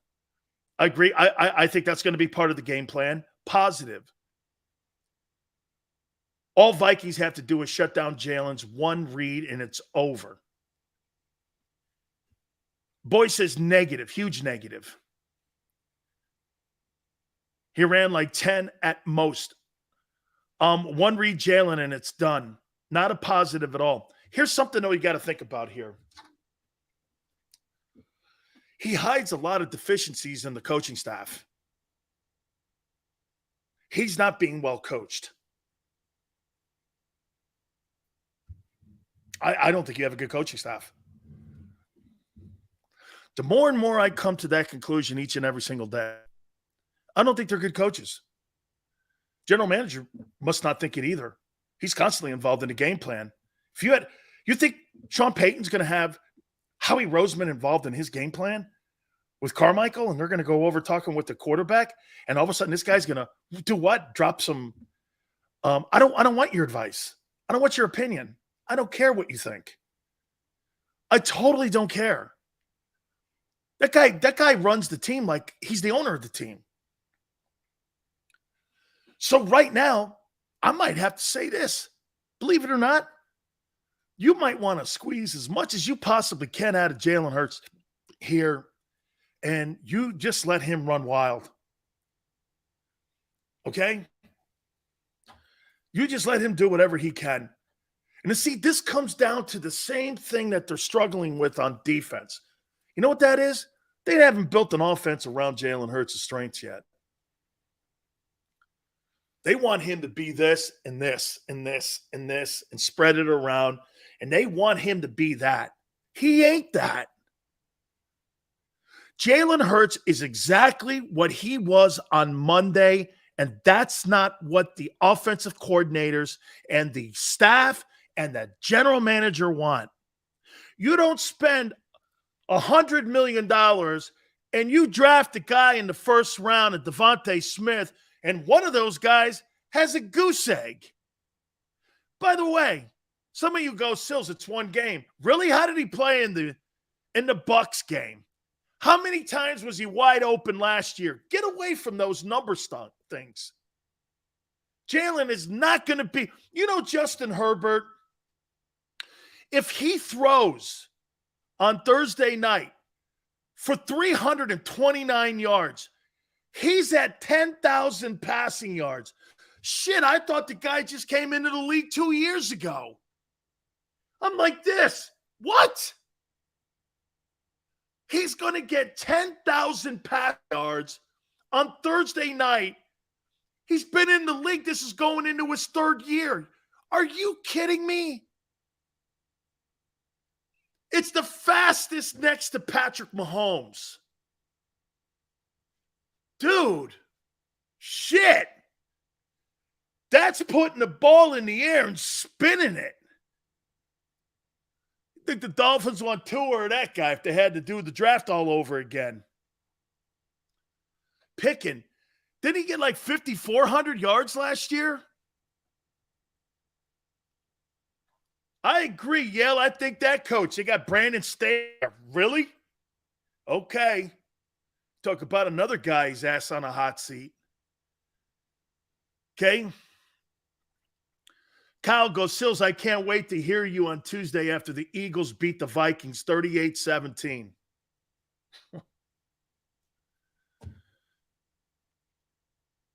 Congratulations is what I would say. Congratulations. I'm talking not about the line. Boy, some of you guys, man, you look through like you look like through a microscope when you see things in life. I'm looking at binoculars and a telescope over the last 20 games with this coaching staff. You know the best thing they did?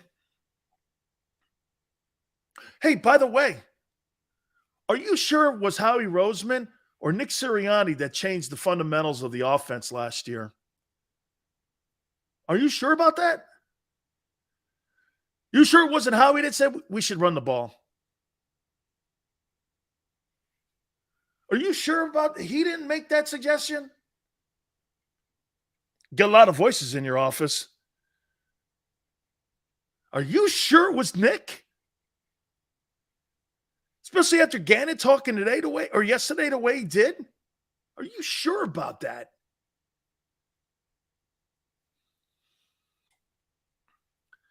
You know what that means? 2 games up on your 2-4. Okay? Can't wait. You got the Cowboys in your sights now. Cooper Rush. You see the national media getting behind Cooper Rush. Okay. Then again, Geno Smith beat Russell Wilson. See, that's what people don't get. Don't look at it like that, Cooper Rush. You think people in Denver right now are going like this? We just gave this guy $300 million and he lost to Geno Smith. I'll tell you this. If you're a Denver fan, Bronco country right now, hey, give it to the Eagles. They at least won their game. The Broncos, man, that was terrible. Nathaniel Hackett. Woof. Kenny Hackett. I don't know, man. That dude's changing his opinion, waffling on his decision-making. That's not a good look in Denver. You talk about a training wheels coaching staff, too. There's another example of it. Well, maybe I should have. I don't know. What do you think? Maybe. Yeah. Okay, if I had to do it. Dude, really? Boy, if I'm a football player, I'd be like this. I wouldn't want that guy as my general going into battle. Shit. We'd be doing 70 different things, man. And guess what? This guy get me killed. Damn. All the assets you traded to? How about what's going on in San Francisco? Hey, at least the Eagles won against the Lions. You lost to Justin Fields. And you know what they're saying? Well, it was really raining and bad weather. Well, I don't know about you. Unless Justin Fields and the Bears were playing in a phone booth in the rain, it rained on them too. And I was like, what? What are you kidding me, man? And hey, and by the way, they got Seattle again coming up next. That's who San Fran has. You imagine if Trey Lance drops a game to the Bears and Seattle. 2 teams, many teams had them bottom of the National Football League. And those 2 teams beat the Niners. Oh, man. One play Trey, baby. How you doing? Trey Lance is a bum. Remember I said it. Dude. Hey, Dan, after the first game, Are you still picking the Eagles to win the NFC?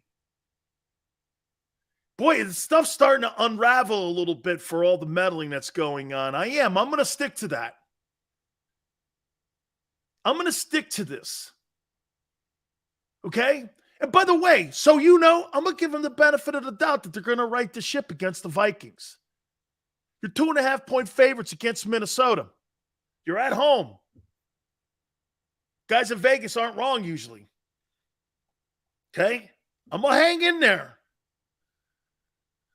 Just some of the signs just don't look good. That defense and their approach. How about this? Can I say this?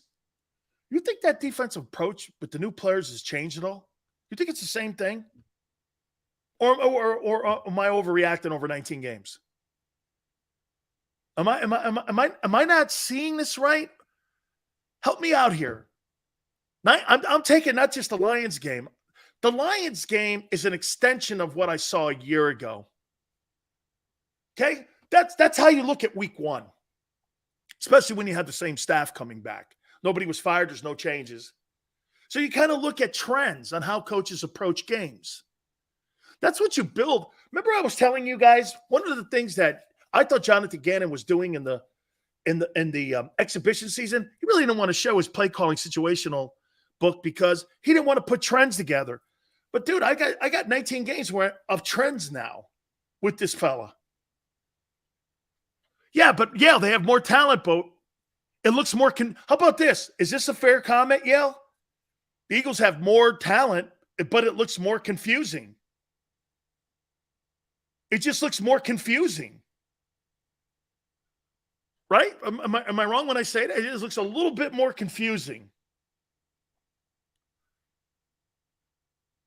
Griffin says he's a non-aggressive DB coach who relies on the back end rather than the D-line. Man, I'll tell you something too, Griffin. That's a mentality that I have seen in a trend that a lot of defensive back coaches do. They rely on their secondary more than they do their front seven. I think that's a good observation by you. I haven't told you who's going to win that game on Tuesday yet, GT. I haven't said that. I'll get there. I'm not there yet. I'll get there. Where did you hear me say that the Eagles are going to win that game?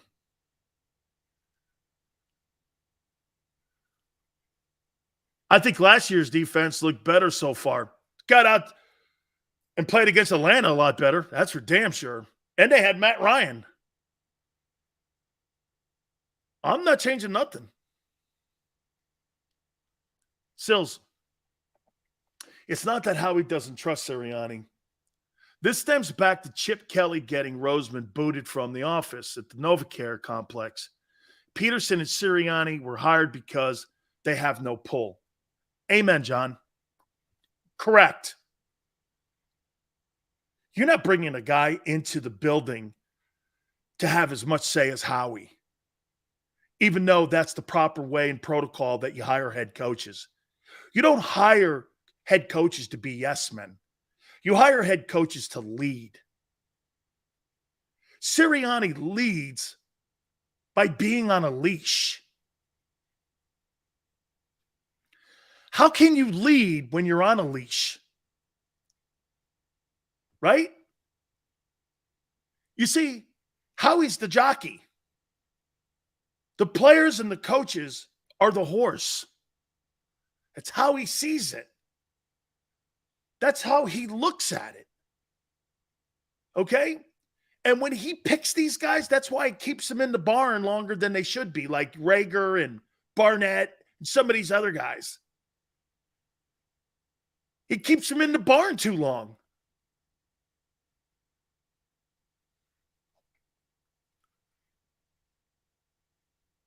Nobody said the Packers stink. If we fire Gannon, who do you think works as DC with this defensive roster? Man, I'll tell you what. You know what? I was talking to my wife about this, and man, how about the defensive coordinator in Detroit? What he did? This guy's losing some people in the secondary. He's losing linebackers and D linemen. That guy didn't care what happened. He was going to blitz as much as he could. And he got home. The Lions got home. And they had so far less of talent than the Eagle roster, and they almost beat them. You know why? They were aggressive, running the ball and getting after people. They're just not as talented as Philly, but they almost beat them. You know why? Effort and coaching. And by the way, I heard somebody, Xander, I don't know who said it, but I think it was somebody on Sports Tech that went, well, Dan Campbell, man, you know, it's one thing to sit there and talk about chewing knees and all this other shit here and doing this. They were down 31-17, and they fought for that coach. I saw a different fight. I didn't see anybody quitting.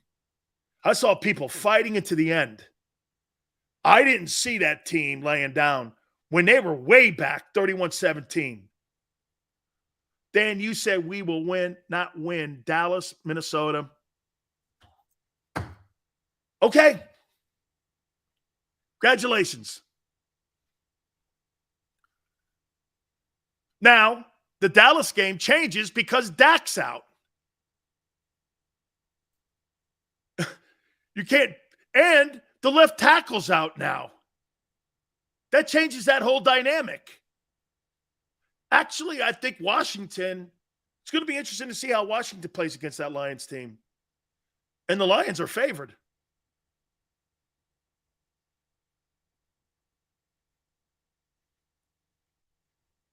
You can't put that loss on Russ. I don't think Russell Westbrook played well. I mean, Russell Wilson played well. I don't think he played well. Were you impressed? Were you impressed with Russell Wilson? I wasn't. I didn't see anything. Pittsburgh defense was impressive against Joe Burrow and the Bengals. Yeah, and now they lose TJ Watt for 6 weeks. I don't know. The big pick again is going to be a head coach. You watch. I guarantee you, man. This guy survives the year, he'll be a head coach. And he'll probably be a better one, too. Again, you know, I mean, actually, I come out of, like, last couple days, having watched that game a couple times now. I'm feeling like this. Hey, you know what? Thank God for Jalen Hurts in that game against the Lions, or you will not win that game. I mean, seriously. Eagle Man Dan never explains the reason why the so-called strictly pocket passer sits in the pocket all game is because a lot of the times they have a speedy or a mobile to evade the pass rush. It's not true at all. The pocket passers allow the play to develop. That's why they're more essential and more effective and more successful than running quarterbacks. Running quarterbacks don't let the play develop. That's a fact. So if you want an explanation, pocket passers have to let the play develop because they can't run. They're going to let that route complete itself all the way 100%, and that's why they take hits. That's why Burrow takes hits the way he does. That's why Brady takes hits, because they sit there and let the play develop. Jalen doesn't. But they needed to do that against the Lions because pass protection was terrible on Monday or Sunday. That's the difference in a pocket passer. Pocket passers rely on their wide receivers to get open, and they throw to spots. Okay? Jalen doesn't throw to a spot. He throws to a dude. This guy's not pre-snap anything. That's why the rest of those wideouts were lost in that game. But, again, to his defense, he had to. It was jailbreaks all day long. Communication was terrible. Isaac Seumalo, I said it to you on Monday. This guy was constantly talking to Jason Kelsey on what the hell the snap count was and if it was odd or even, because they kept putting multiple fronts up, and you saw them moving around Aiden Hutchinson, and they were having a hard time picking up the blitzer.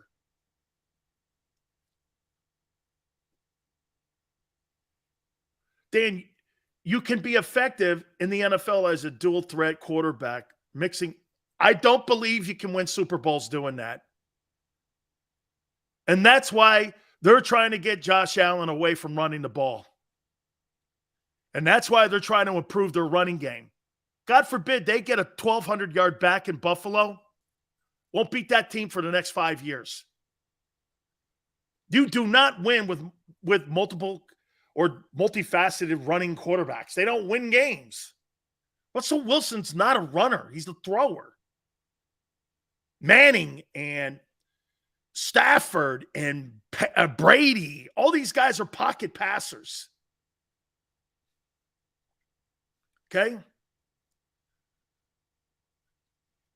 Hey, Mr. International, to me, I don't think you can get a really good sense if Jalen's gotten – I said it on Monday. I don't think the passing offense got better, but having gone back and watched it, the 56% completion percentage, it was a result of him throwing a lot of those out of passes because he didn't want to take negative plays. And he put team over personal stats. Great leadership. Fantastic, actually. And I would be in a team meeting, and I would show those plays over and over again on what a player does for his team to win. How many times did Jalen throw that ball out of bounds? That's an incomplete pass. Incomplete pass. He did it like 6 or 7 times. Maybe even 10 times. And he did that because he didn't want to take negative yards. Carson Wentz would never do that. He'd take the sack, strip fumble, whatever. That's personal statistics and well-being over the team's success, and Jalen made sure the team had the success, not him. But he was leading. That, to me, is leadership and knowing where you are on the field and who you are. Kudos. Kudos. It impressed me. I've never said this. I've never said 56% completion percentage impressed me until you go back and watch what he did and how he got there. It wasn't like he was throwing darts down the field and he was overthrown. It had nothing to do with it. Had nothing to do with it. He didn't want turnovers. He didn't want lost negative plays. Perfect thing, man. That's how you win in the league. That's how you win the admiration of your teammates. Can you imagine? Think about this, for instance. If those 7 plays that he took the sack or behind the line of scrimmage, you're talking probably around 70 yards and negative yards. And in a 3-point game, that might matter. That might matter. Plus the third downs, he broke the will of the Lions defense. Those 2 sequences of how he controlled himself in there, I'm not even talking about AJ. Could have been the difference in the ball game. Very smart. Good stuff. Okay? Good stuff. Thinking. You got to give it to him.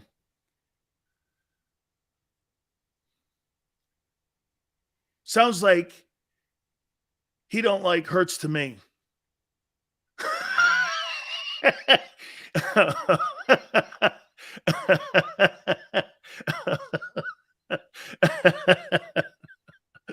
Okay. I'm sorry, man. It's not enough of a rosier deal for you, man.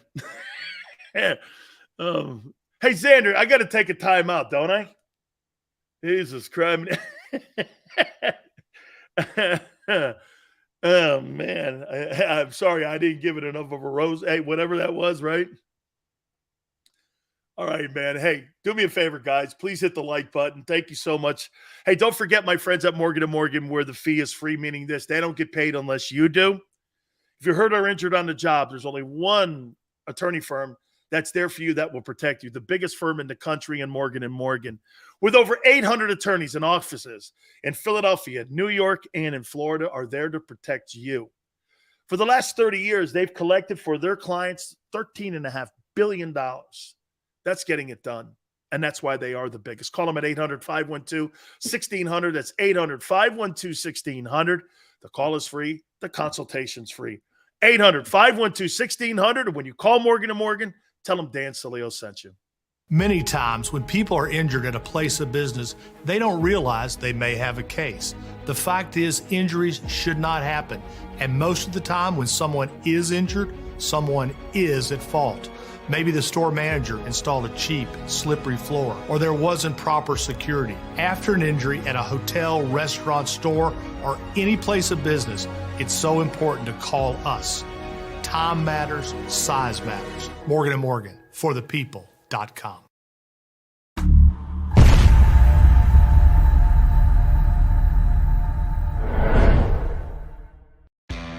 Go to get your game on. Go for the beers. Go for the cheers. Go for the hit and the hits.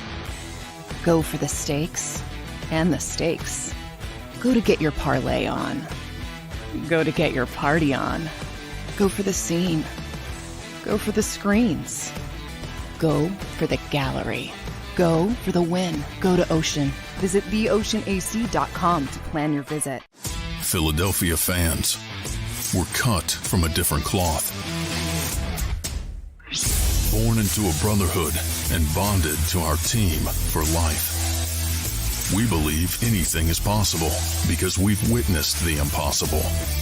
While we may be from different neighborhoods, come Sunday, we are one, and we will be heard. Pondley Hockey, official partner of the Philadelphia Eagles.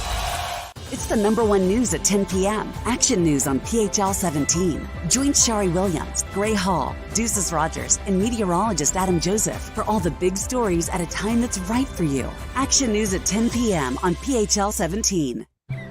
I get scared sometimes. Of a lot of things.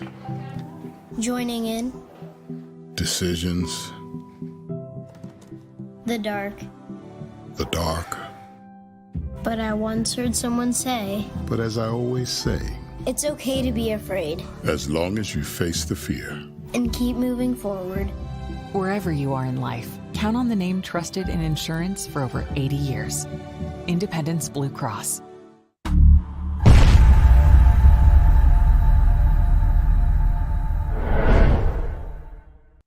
Welcome to Pondley Hockey.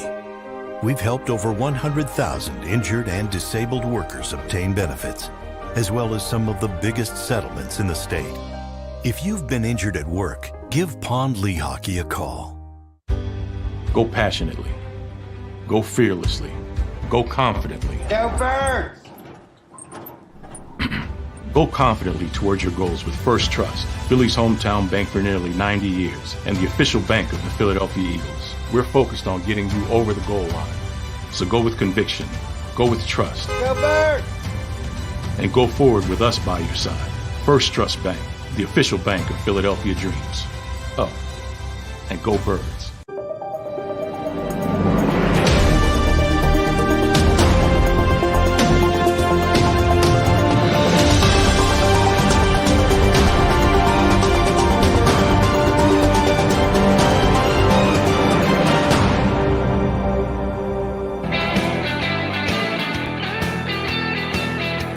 Welcome back. National Football Show. It's your boy, Big Sil. So veterans in San Francisco are now starting to, what is the word? Have some concerns about their quarterback. Wait a minute, though.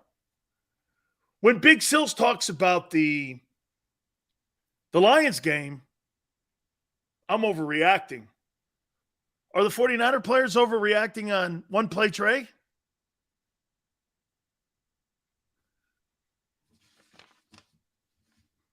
I don't know. Man, what happened to all that confidence that I was hearing coming out of San Francisco? Hey, man, we got a superstar in the making. Signed Kyle Shanahan. Man. This guy's everything. Signed John Lynch.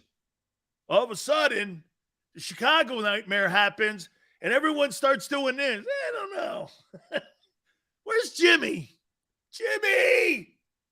Jimmy! I love you! Oh, my God. Oh, my God. I would be the biggest jackass in the building But see, he's not that way. Even though he has a vowel at the end of his name and it's an O, I would be a complete tool bag. Okay? Wait all year long to see the same BS. Hey, I know 85. I'll get to it here at the top of the hour, too. Can you imagine, man? Jimmy! See, this is what Sills would do. Excuse me, what's your name? Oh, you want me to take a pay cut, too? Oh. So you asked me to take a pay cut. You gave my job away. And now you want me to come in and bail you out? Man. Jimmy Garoppolo is the best teammate there is in the league.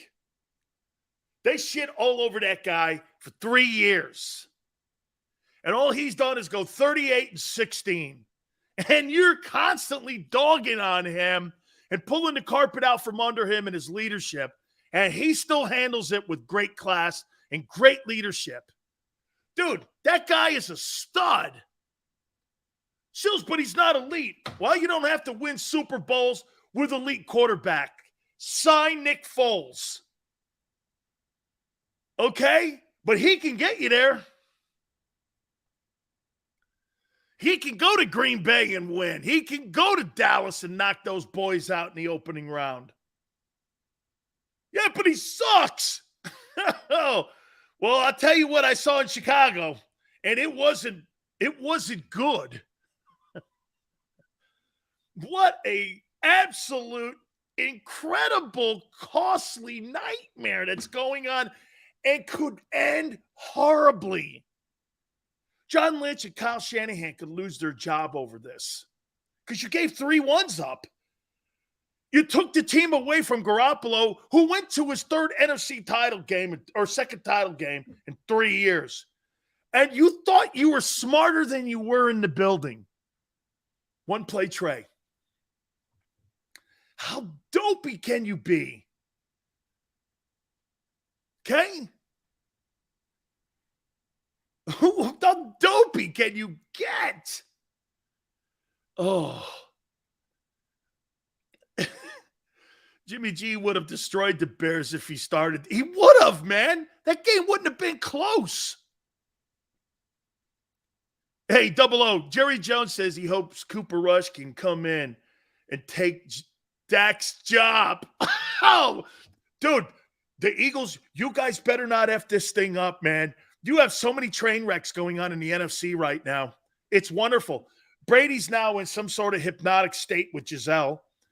The quarterback in San Francisco is a nightmare. The guy in Los Angeles, his arm is hurt more than we think. The guy is doing mushrooms up in Green Bay. I mean, what else do you want? Don't fall apart because you have horrible coaching. Don't fall apart. I mean, Brady's under, like I said, he's under some hypnotic spell from Giselle. Hey, man, I don't know. Maybe I should have come back. You got a guy in Los Angeles going, man, my arm, I don't know.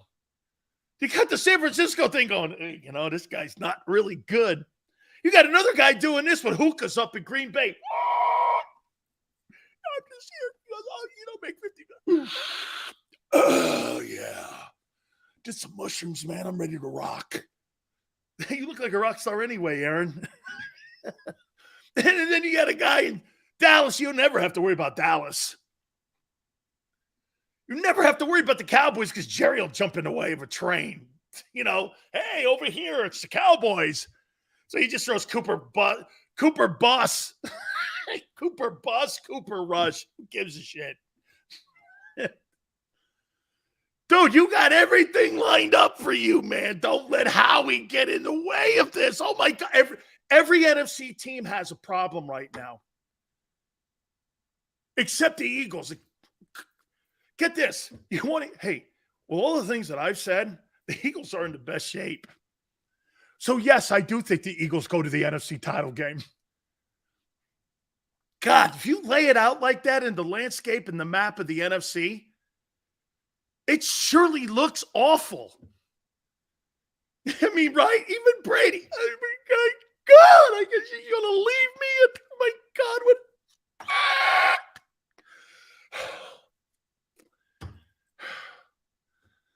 Rodgers, man. Rolling around on mushrooms. Oh, man. Jesus, criminy. This is beautiful. Cowboys, I think Cooper Rush is going to go in there. I think he's going to be our next Don Meredith. Some of you don't even know who Don Meredith is. He going to be a guy going in there. He going to take Dak's job. You're hoping he takes Dak's job so you can fire him and get that $45 million off your books. How you doing, everybody? This is Jerry. Cooper Rush. That's my boy. Me and he going to hang out at the OK Corral. How you doing? Where's Dak? I don't care where Dak is.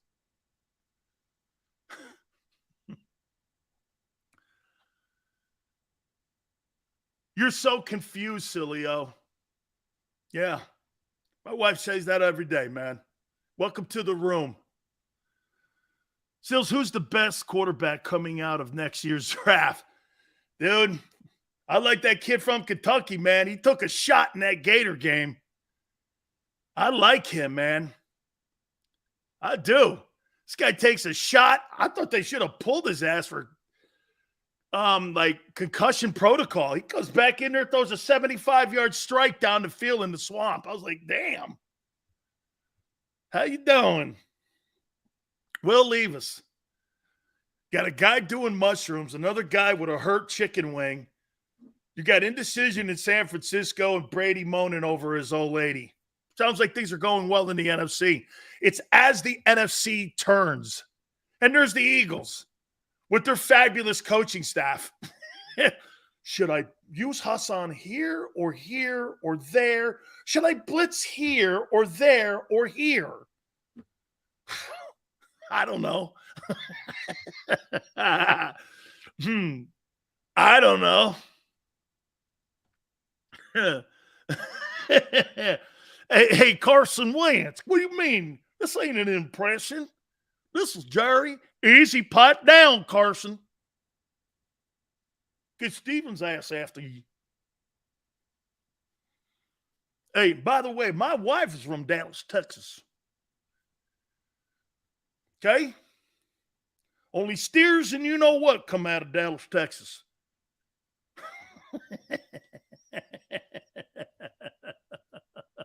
Hey, that's right. Hold on. Steven, I love you, man. You're a friend of the program. I know most of you guys hate it when I get the owner of the Cowboys on. He's a friend. How you doing, everybody? This is Jerry, Cooper Rush. You ever heard of Cooper Rush? No, I can't say I have, Jer. I don't even know what school he went to, dude. I have no idea. All right, I'm going to reset. Top of the hour here. We're going to look at week 2 of the National Football League games. Also, reset some of the topics here. Appreciate everybody coming in. Please hit the like button. Keep it here on the National Football Show.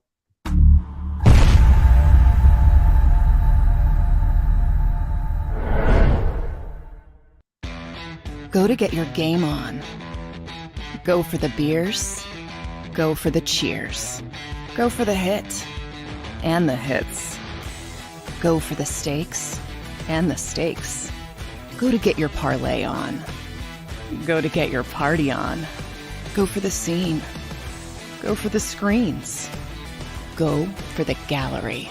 Go for the win. Go to Ocean. Visit theoceanac.com to plan your visit. Philadelphia fans, we're cut from a different cloth. Born into a brotherhood and bonded to our team for life. We believe anything is possible because we've witnessed the impossible. While we may be from different neighborhoods, come Sunday, we are one, and we will be heard. Pondley Hockey, official partner of the Philadelphia Eagles. It's the #1 news at 10 p.m. Action News on PHL 17. Join Shari Williams, Gray Hall, Deuces Rogers, and meteorologist Adam Joseph for all the big stories at a time that's right for you. Action News at 10 p.m. on PHL 17. I get scared sometimes. Of a lot of things. Joining in. Decisions. The dark. The dark. But I once heard someone say, But as I always say, it's okay to be afraid as long as you face the fear. and keep moving forward. Wherever you are in life, count on the name trusted in insurance for over 80 years. Independence Blue Cross.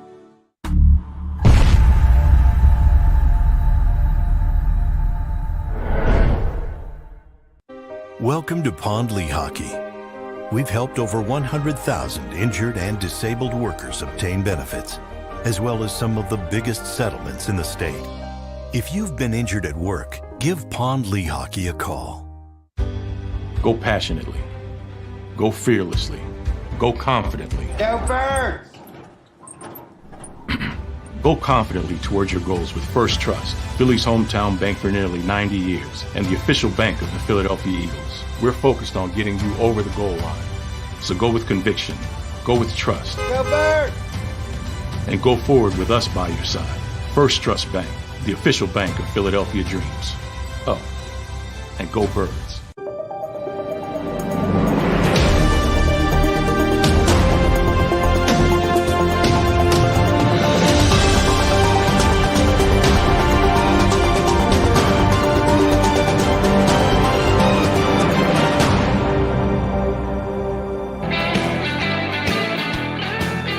L3 National Football Show. It's your boy Big Sills. Please hit the like button. I had one of the most interesting things ever said to me yesterday, but then again, my wife laughed, and I haven't yet told Xander what my wife said about it, or even my aunt. Xander goes, gee, Sills, if you weren't such a whack job, can you imagine where you'd be? And I thought about that, and I go, tell me something I don't know. Tell me something I don't know, okay? That's why what I'm going to do here, I'm going to own the world here. My feet are where I am, and just like Charles Barkley doesn't leave TNT, I got people got my back. I'm going to own it. I'm going to own it. Own it. I'm owning it now. Okay. Oh my God. By the way, Barkley's on JAKIB Sports tonight on the Seth Joyner show. How you doing, right? Live in studio. Look at the people that are coming aboard now. Hey, man. Hold on for a second here. SOS, Harry, and Aton. SOS. SOS. SOS. I'm sorry. Hey, it sees Hander. Look at this, baby. It's Barkley and Seth. Okay, man. Oh, man. We're going to reset here. Dan goes like this. Why are you such a Gannon hater, Dan? Because he's soft and he's a D coordinator. And I want my guy to resemble Buddy Ryan.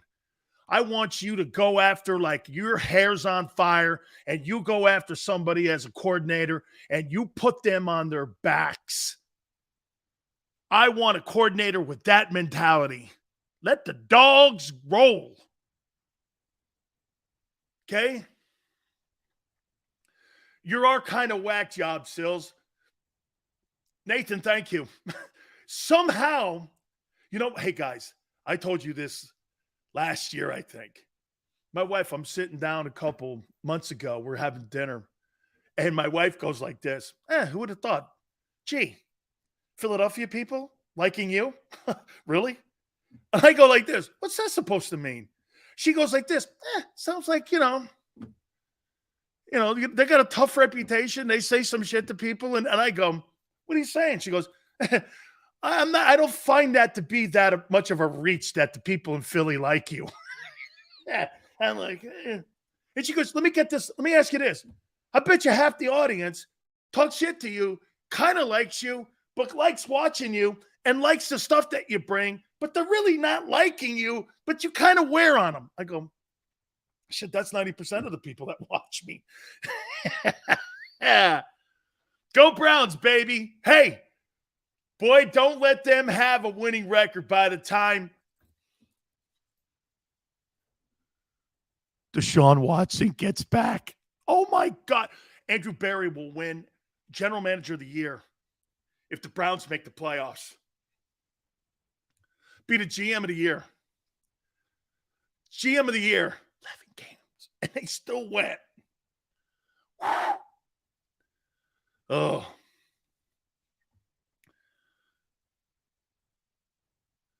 Dan Gannon is going to be the reason this team fails. It scares me. God, man, please don't let that happen. You got everything in front of you here. Everything. Okay, they're about to be 2-0. Who did the Browns play this week, man? By the way, their defense and their O-line and their run. Nick Chubb he's the real deal too, man. That guy he's a really great back. He's a great back. He is. Okay, he's a great back. They got the Jets. The only thing that I would wish if I were the Browns is that Zach Wilson played so his mom would show up. That's the only reason I want Zach Wilson to play. So his mom and his girlfriends could show up. Other than that, he's another turd. Did I say that? I'm sorry, man. I'm getting a little personal here, man. I apologize. Well, hey, I don't know who. Hey, Nathaniel Hackett or Jonathan Gannon. Why do those two guys remind me of one another? When I see Jonathan Gannon, why do I see Jonathan or Nate? What's his name? You know, we should start doing this. Jonathan Hackett. Oh man, Jonathan Hackett. Oh. Dude, that guy can run the ball, man, in Cleveland. He's a good football player. He really is. I'm going to get to the games here in a minute, but I got to reset this one thing. One more time. One more time, guys. Indulge me here, please. Jesus, criminy. John McMullen even asked a question on rotations and how you get a game plan together.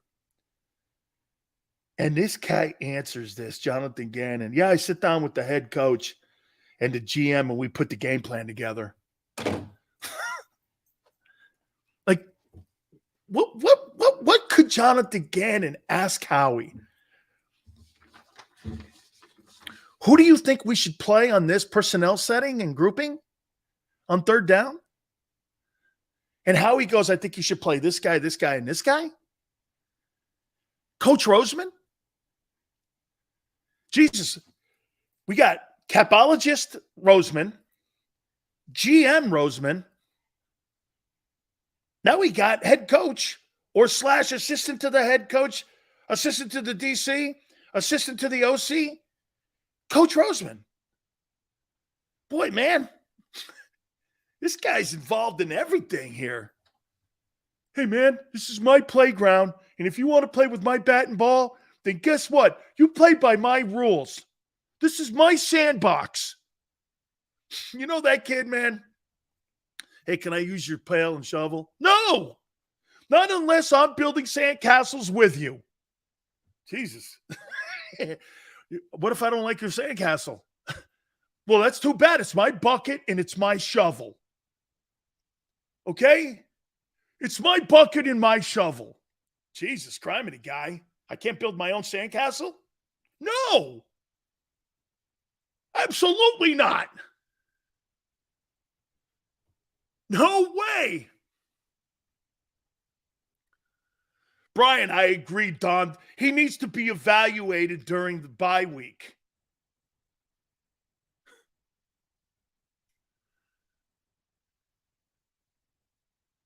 Hey, Chalk It Up Sports, can you imagine if you see Howie? He's got binoculars. I'm surprised he doesn't have. Hey, you don't think he don't have a headset in his lap and he's listening to the coaches on the sidelines, do you?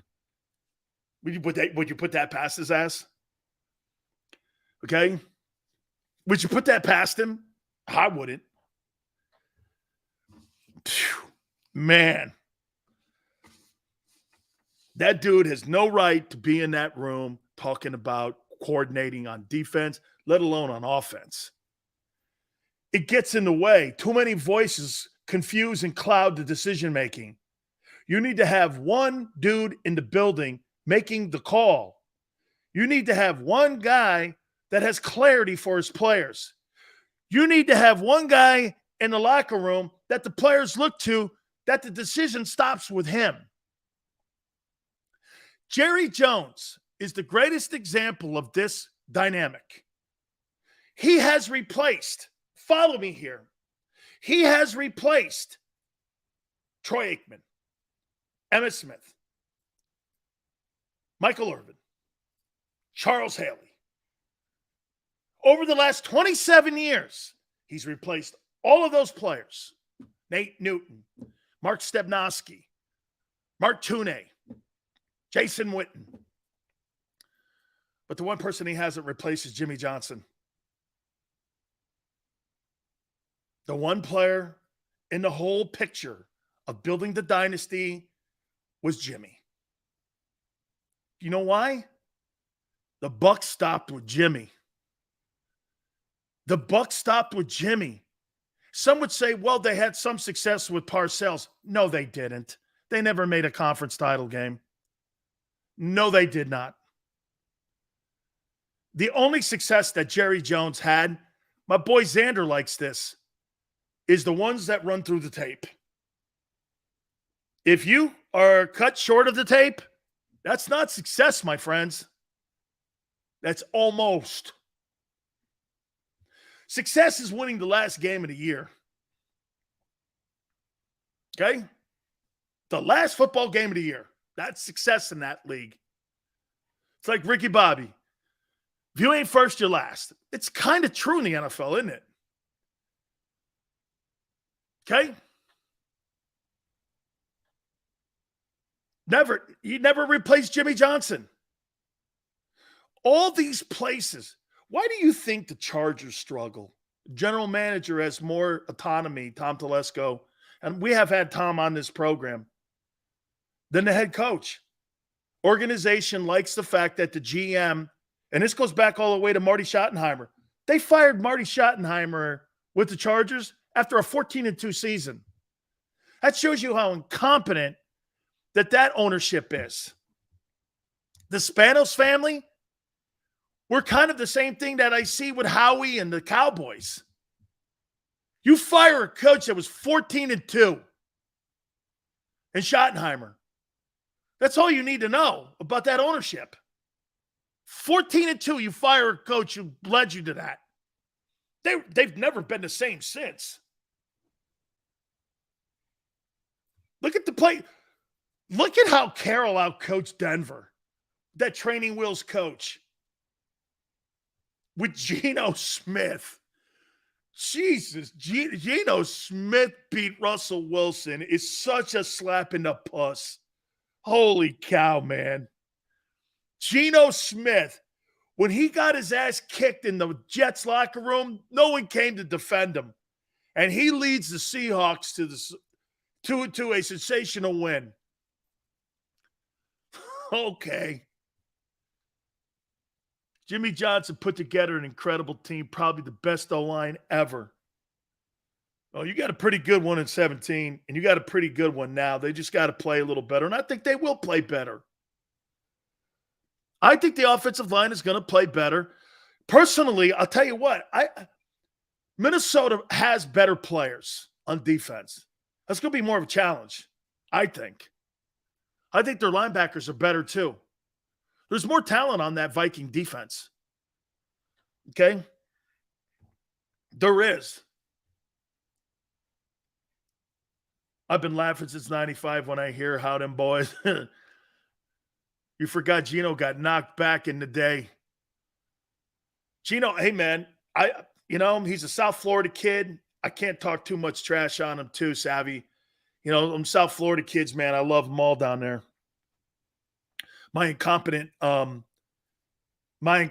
coaches that have gone through the University of Miami over the last 20 years has led to them not having Geno down there or Lamar Jackson for that matter. And it's always bugged me. Even the kid Huntley, who backs up Jackson, is a South Florida kid. He went to Utah. How do you let Snoop go, man, right? I like that kid too, man. He's a winner. I think the Eagles' offensive line comes out and punches guys in the mouth. I think that, well, they're going to have to. But if you think you're going to get into a back and forth and you're going to get into putting up points and you're going to go in a shootout, you're not going to beat a good team in a shootout. You don't have the capability of doing that because you have one guy in your offensive scheme, and that's A.J. Brown. Unless that changes. By the way, that's also a trend. That's not just a Lions game deal.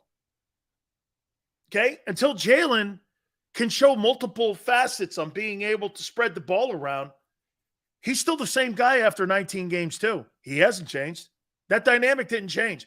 Now, again, to his defense, the line didn't help. And he had to do that. And if he doesn't, they don't win. So it's not a pass. He did what he had to do to win the ball game. Actually, I would say this to you. That might have been one of Jalen's better ball games. Because he was smart. Running game was going. He broke their will with those third down runs. And he found the new toy. I don't know what more you could ask. And he put up 38 points. I mean, it's not how you drive, it's how you arrive, right?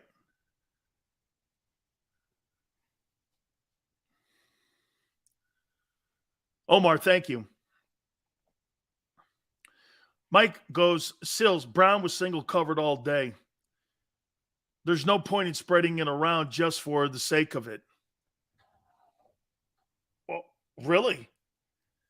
So you think not having a spread offense is something that they envisioned in the offseason? Okay? And Xander just goes like this. That was Seth's point. If he's open, why stop throwing it to him? Because, don't you get it? A.J. Brown should have 255 yards if you stick going to and you keep going to Dallas Goedert. And what you do is also you put on film that you're multifaceted in who you're going to cover.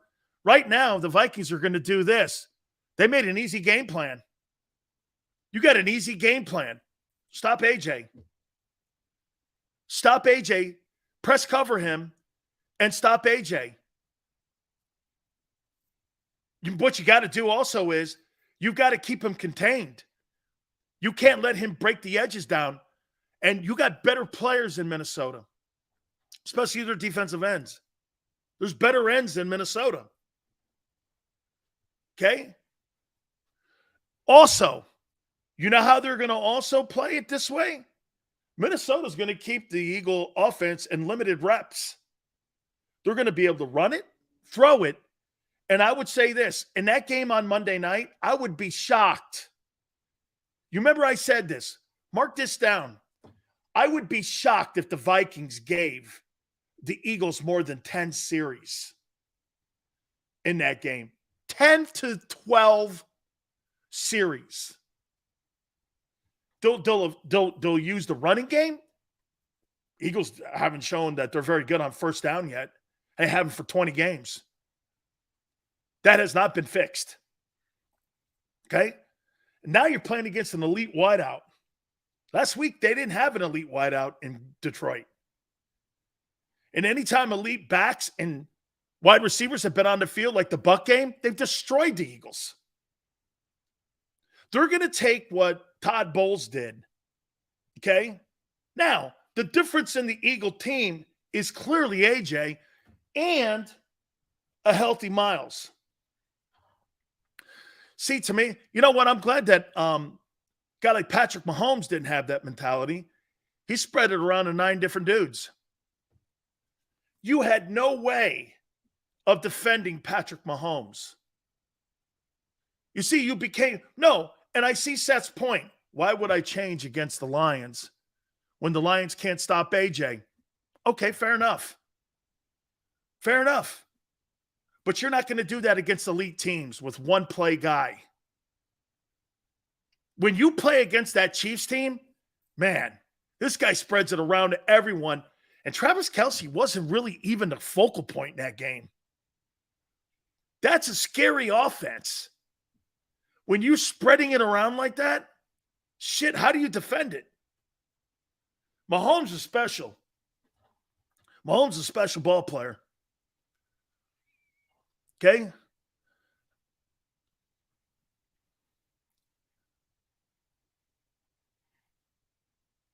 Big Seals, Jalen is 10-10 as Eagles, 10 wins and 10 losses. That's the career record. That's okay early on. I mean, Troy Aikman was 1-15 his first year, or actually because he didn't finish the year that season, Walsh did. He was like 1-11. No, 0-11. Walsh won that game that year. I think Troy was 0-11 his first year in the league as a starting quarterback. He was 0-11. It's all right. I mean, look at Stafford. He's still underwater.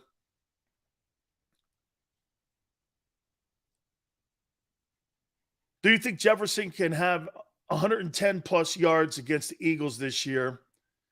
Even last week, he was sensational.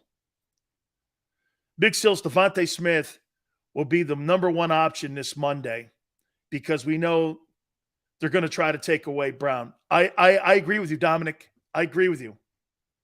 But I'll tell you what. Here's something about AJ. Go ahead. That's what I think that guy challenges you like this. You want to try to take me away? You ain't going to take me. Let me just say this to you.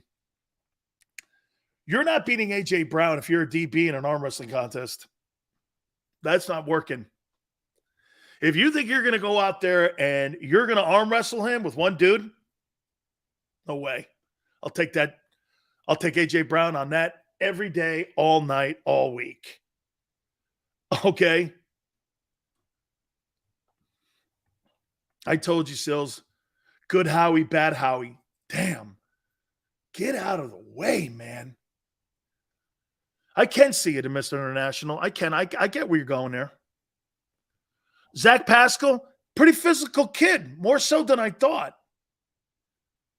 Yeah, so where's Quez in this whole dynamic? He's another lost dude. That's week one. I'm not going to go there. It's not true. Take that back. It's not true. They're not lost dudes yet until we start seeing more of a trend. Okay? 3 games is a trend. So we'll take a look more at that when it comes to you start looking at production and trends after 3 games. So it's 60 minutes. It's not fair to put a trend chart together on that. However, an in-game trend chart, you saw what they were trying to do. They were trying to throw the ball. You got that, right? Jalen Hurts, the way he ran, those weren't designed runs. They were trying to throw the ball. The offensive line gave up the pressure. And it was Jalen's escapability that saved that game, in my opinion. Okay? Howard, hey, Brandon, prior to today, I would have said you were out of your mind. Today, though, Brandon, I don't know. I don't know if he's involved in play calling. Why not? He's involved in everything else. I'm surprised he doesn't have a broom. Hey, let me clean this place up. Hey, let me lay the papers out. Hey, let me put the coffee out. Hey, let me pay everybody. Hey, let's have meetings. Hey, Jesus criminy, guy, you wear me out. Get out of my space.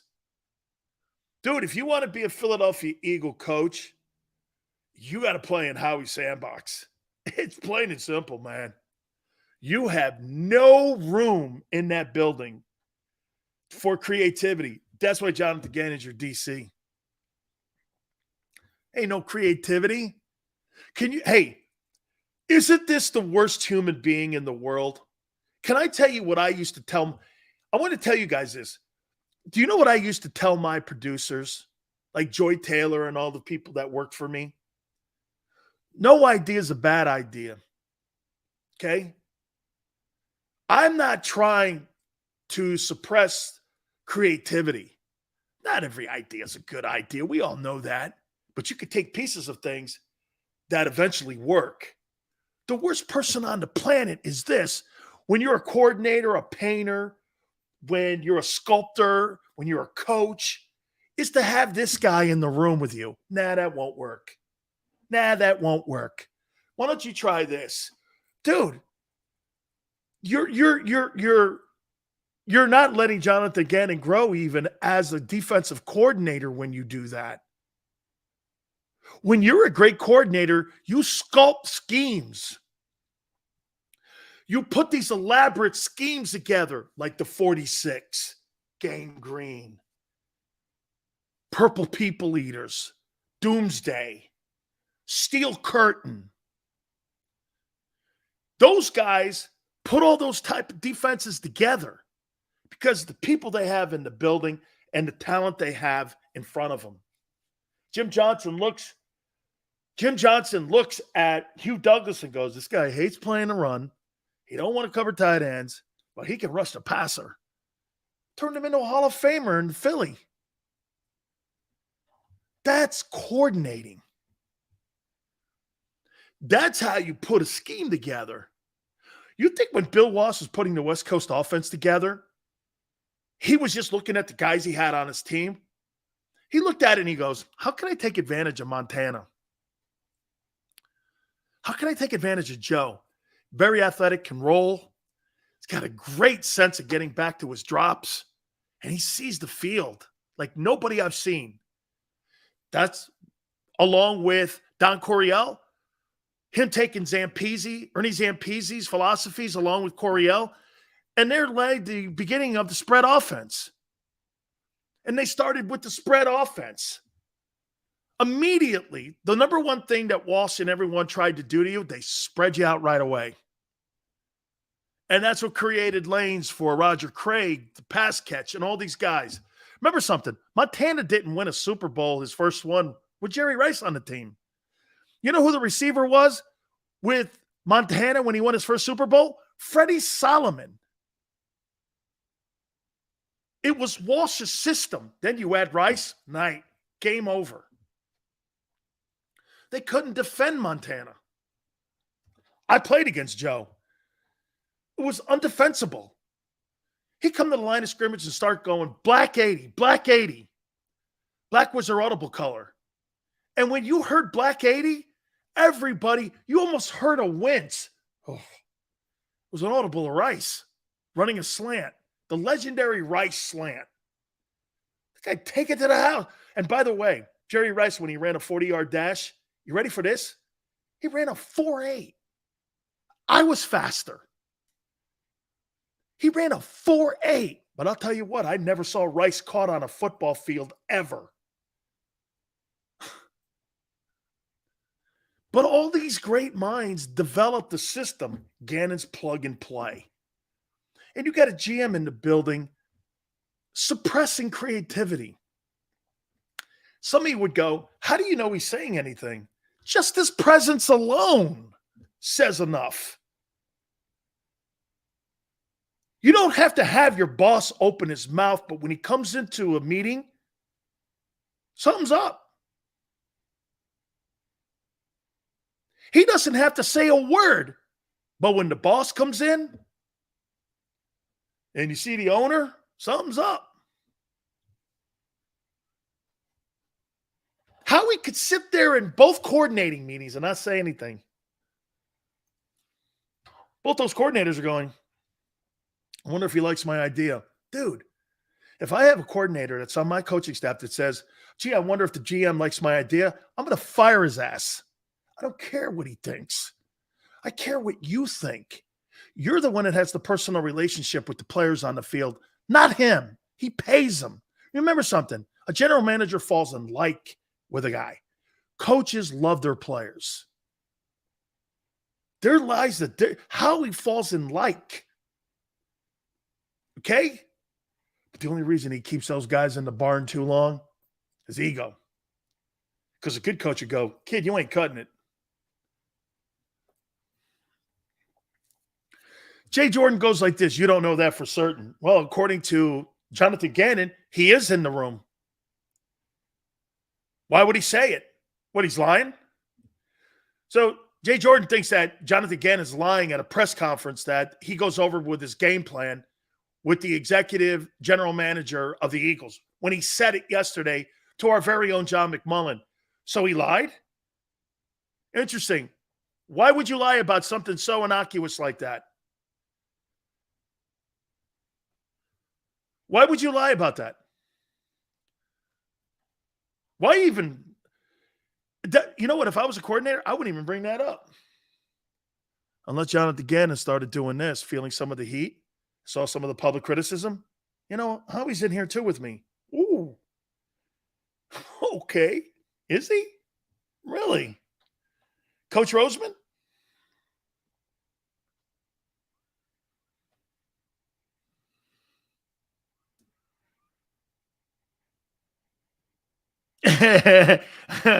Hey, Brandon. Brandon goes like this. Sills, I got to think Gannon snitched on Howie a little. I was floored when I said I had to get, a dear friend of mine that I can't name, help me. I had to look at the transcript. Okay? And I could get it on NFL Communications as well. I had to look. And I couldn't believe it was there written too. Yeah, Howie Roseman's involved in the game plan. I was like, what? Oh, you go over the game plan on, like, when's this? Mondays? Whew. Jesus, criminy.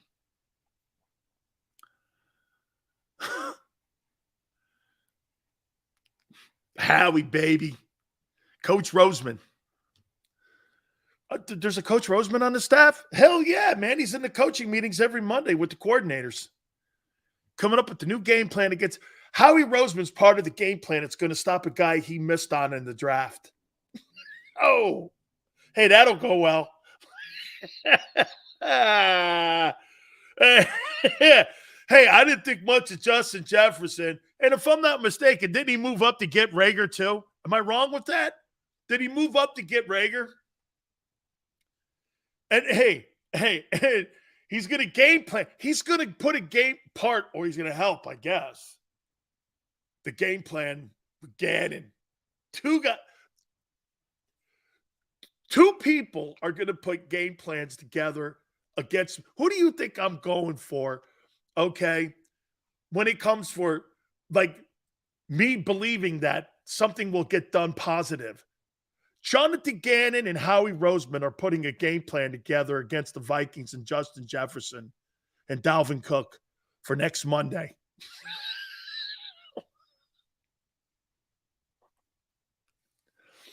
It can't get funnier. So what do you think we should try, Jonathan? Well, we should do a little bit more of what we did last week. Let's try this.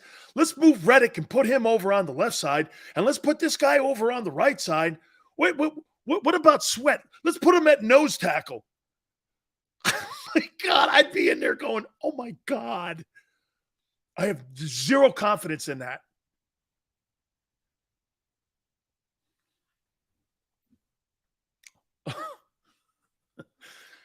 I don't really like that play. Can you please run a short screen? Thank you, Howie. You think there's watch this. And the earpieces for the head coach, you go like this. Click the OC, click the DC. Then you can click over and you can hear everyone. There's probably one that has H on it too. Howie. What do you want, Howie? What do you like here? Let's run a trap. Howie wants a trap. It's like when Paterno was in the booth. Yeah. Let's run a triple screen. Triple screen. Do we have it? It came from Howie. Hey, make up a triple screen. Mr. International. Nothing personal. That guy sucks as a coordinator. Vlad, there is Eagle swag in the background. I got Jerome Brown's rosary back there. Do you see it? Not rosary, but his palms, I think. Right there, next to my Canes football helmet. Okay. And isn't that hat down there Jerome Brown? So there's some things back here. All right. How do you shut down JJ? I like it. Plus, I want to hit on some of the games. I got to take a timeout. Keep it here on the National Football Show.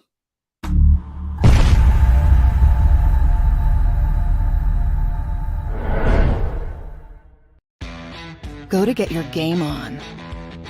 Go for the beers. Go for the cheers. Go for the hit and the hits. Go for the steaks and the steaks. Go to get your parlay on. Go to get your party on. Go for the scene. Go for the screens. Go for the gallery.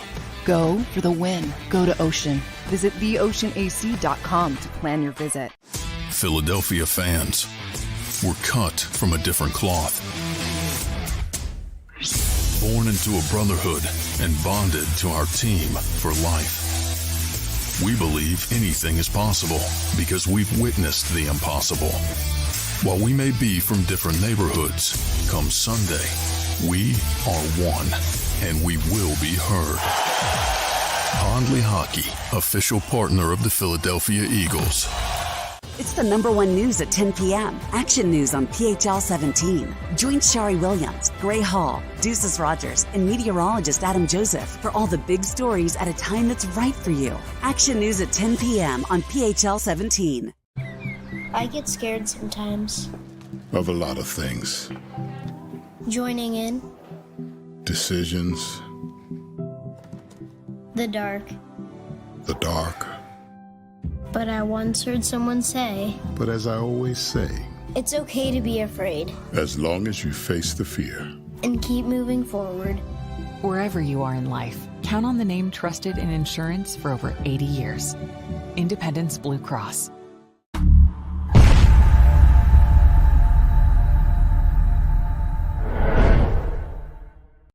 Welcome to Pondley Hockey. We've helped over 100,000 injured and disabled workers obtain benefits, as well as some of the biggest settlements in the state. If you've been injured at work, give Pondley Hockey a call. Go passionately. Go fearlessly. Go confidently. Go Birds! Go confidently towards your goals with First Trust, Philly's hometown bank for nearly 90 years, and the official bank of the Philadelphia Eagles. We're focused on getting you over the goal line. So go with conviction, go with trust, Go Birds! and go forward with us by your side. First Trust Bank, the official bank of Philadelphia dreams. Oh, and go Birds.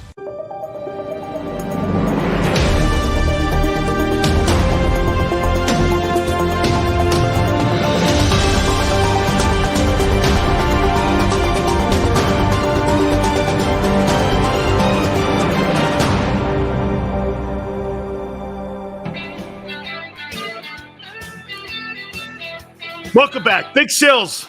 Please hit the like button. Thank you guys so much for coming aboard. Thank you again. We appreciate it. I'm going to look at some of the games. Won't give you my prediction until the end of the week, but we'll look at some of the games that are coming up here in a second. Somebody asked the question prior to us going to a timeout here. How do you stop Justin Jefferson? Here, I'm going to show you. Watch this. Dear God, please let me play as good as I possibly can. And please, God, let it be downpouring.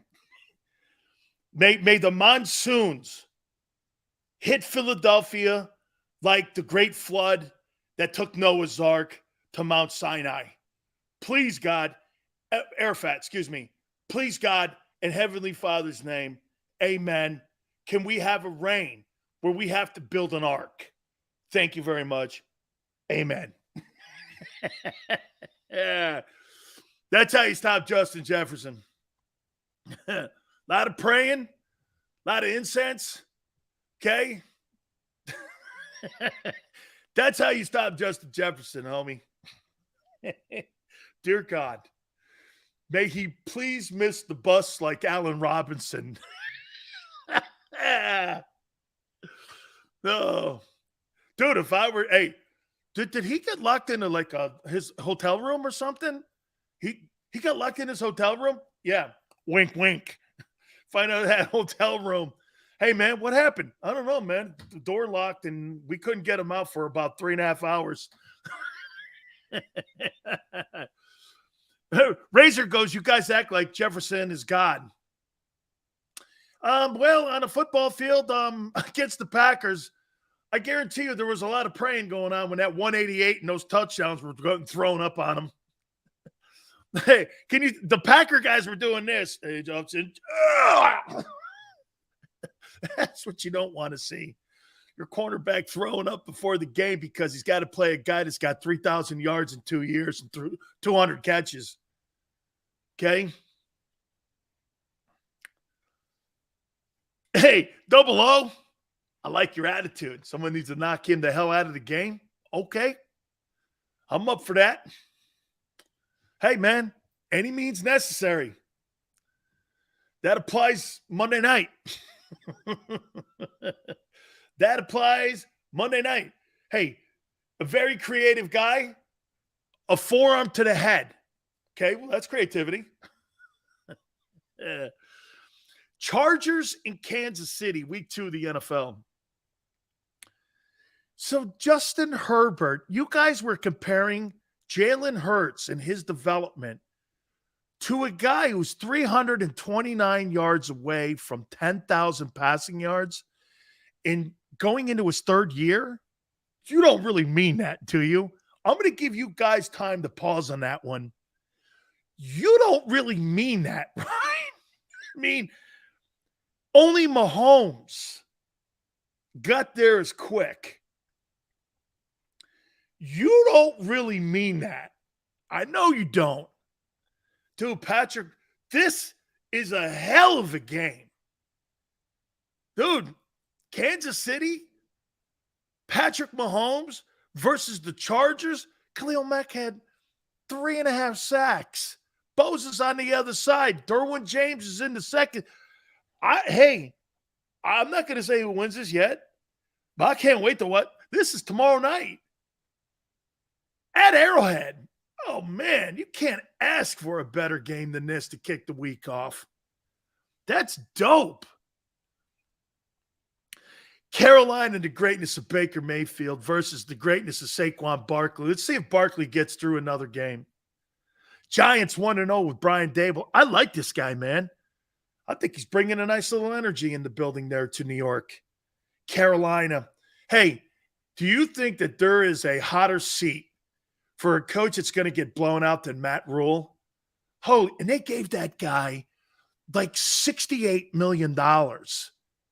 David Tepper, like the richest owner in the league, gave him a boatload of dough. And he has completely bombed. Miami at Baltimore. This is going to be a pretty good ball game, man. And by the way, Lamar Jackson, this guy's got a lumberyard on his shoulder, man. I think the MVP is going to come down between him and Josh Allen. Baltimore, man. This guy's won 38 of 50 ball games already, Lamar Jackson. Whew, what a stud. Patriots at Pittsburgh. We say this to you about the Patriots. That Belichick mystique is done. It's done. I don't fear anything he has up there anymore. He looks very common. Can I say this?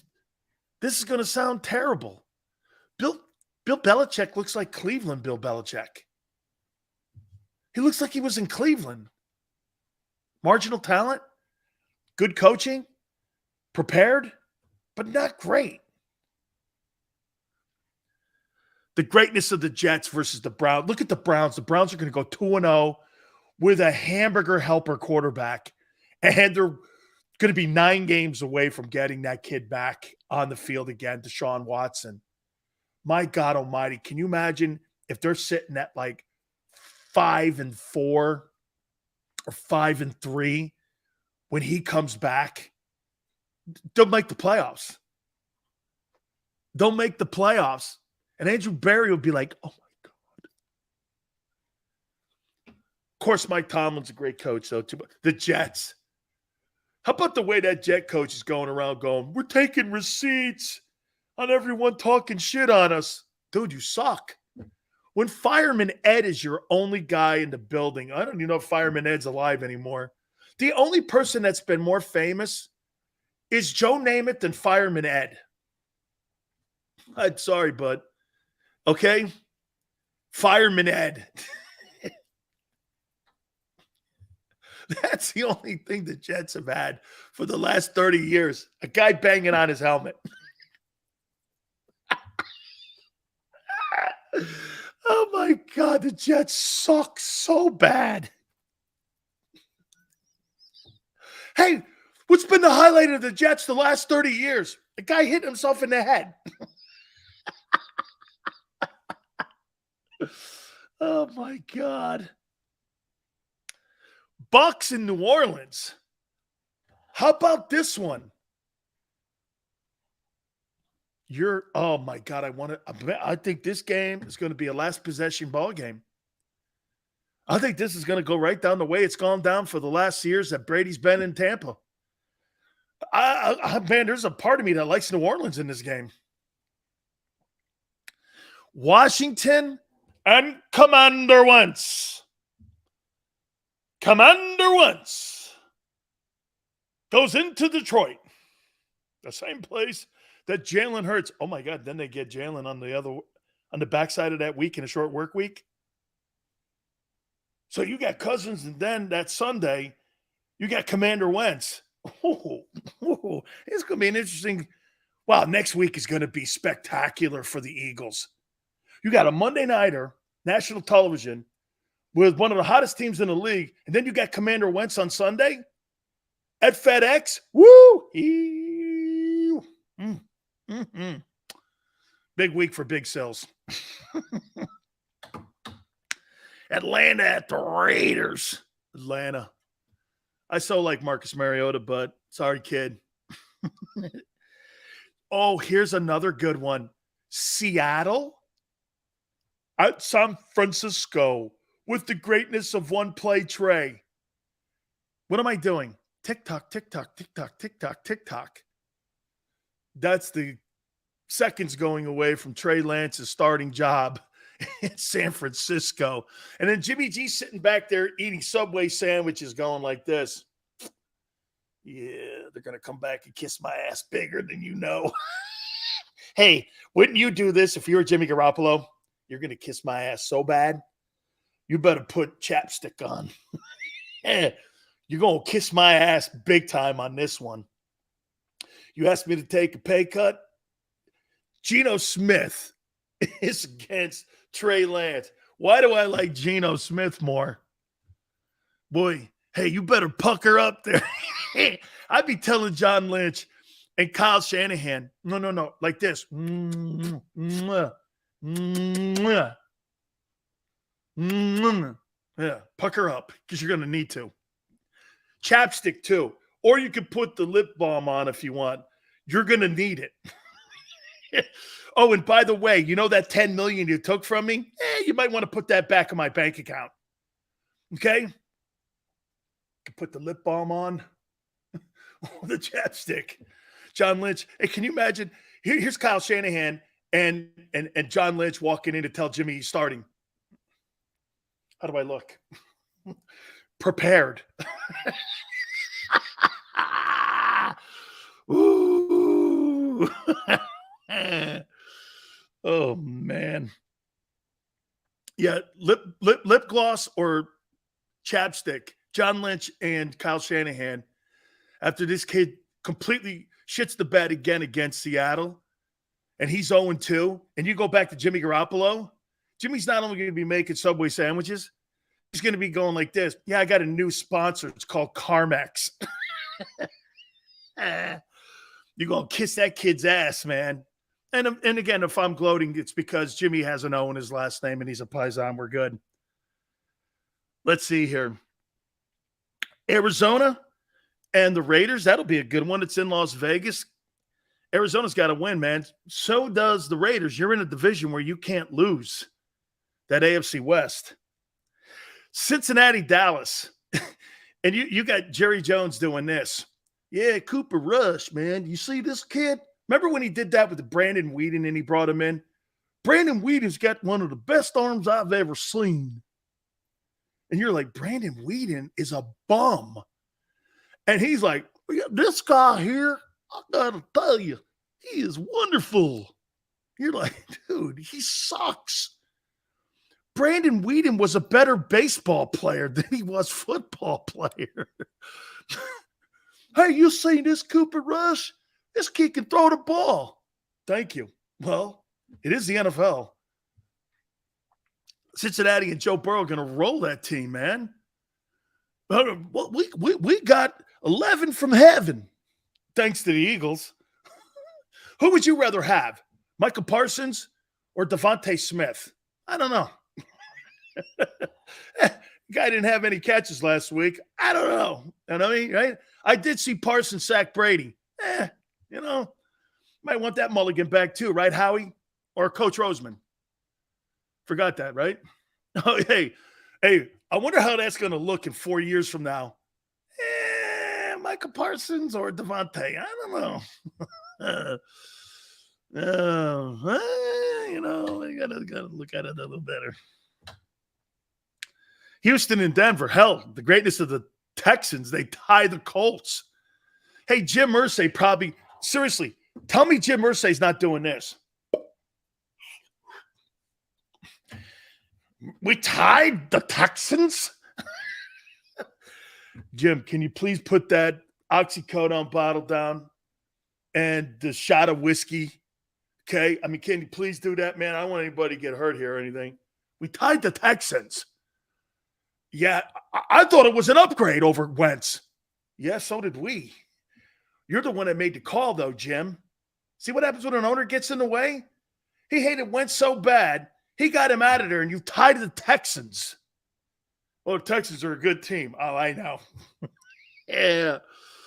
Oh, man. Yeah, man. Chicago, Green Bay. Imagine Justin Fields. Dude, I'll take everything Hey, Xander, I'll take everything back about Justin Fields if he beats Green Bay at Lambeau. I'll start anew with him. If you beat the Niners and you beat the Packers in consecutive weeks, one at home and then on the road at Lambeau, I'll tell you what, man, you'll have me pumping the brakes on the kid. And I hope it happens. I do. I hope it happens. Dylan, how you doing, man? Lovey's a good coach, Joe. He really is. I got great respect for him. Then this dual Monday night deal. Tennessee at Buffalo. Boy, Tennessee gets beat in their opener. Buffalo looks like an absolute freight train. Man, at Buffalo, Bills Mafia, I don't know. I think my boy, the defending NFL Coach of the Year, Coach Vrabel, goes 0-2, man. That Buffalo train, it's a humming, man. Then, ABC.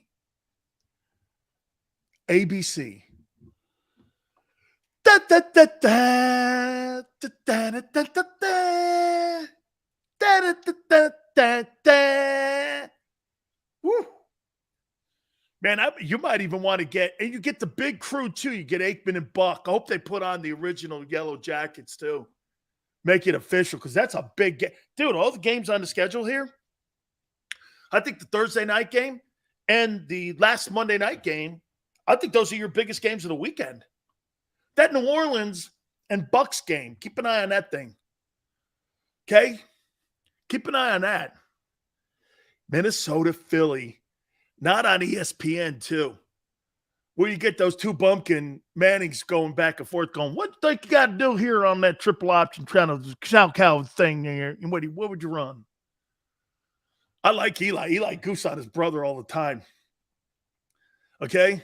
It's like Harry and Edward.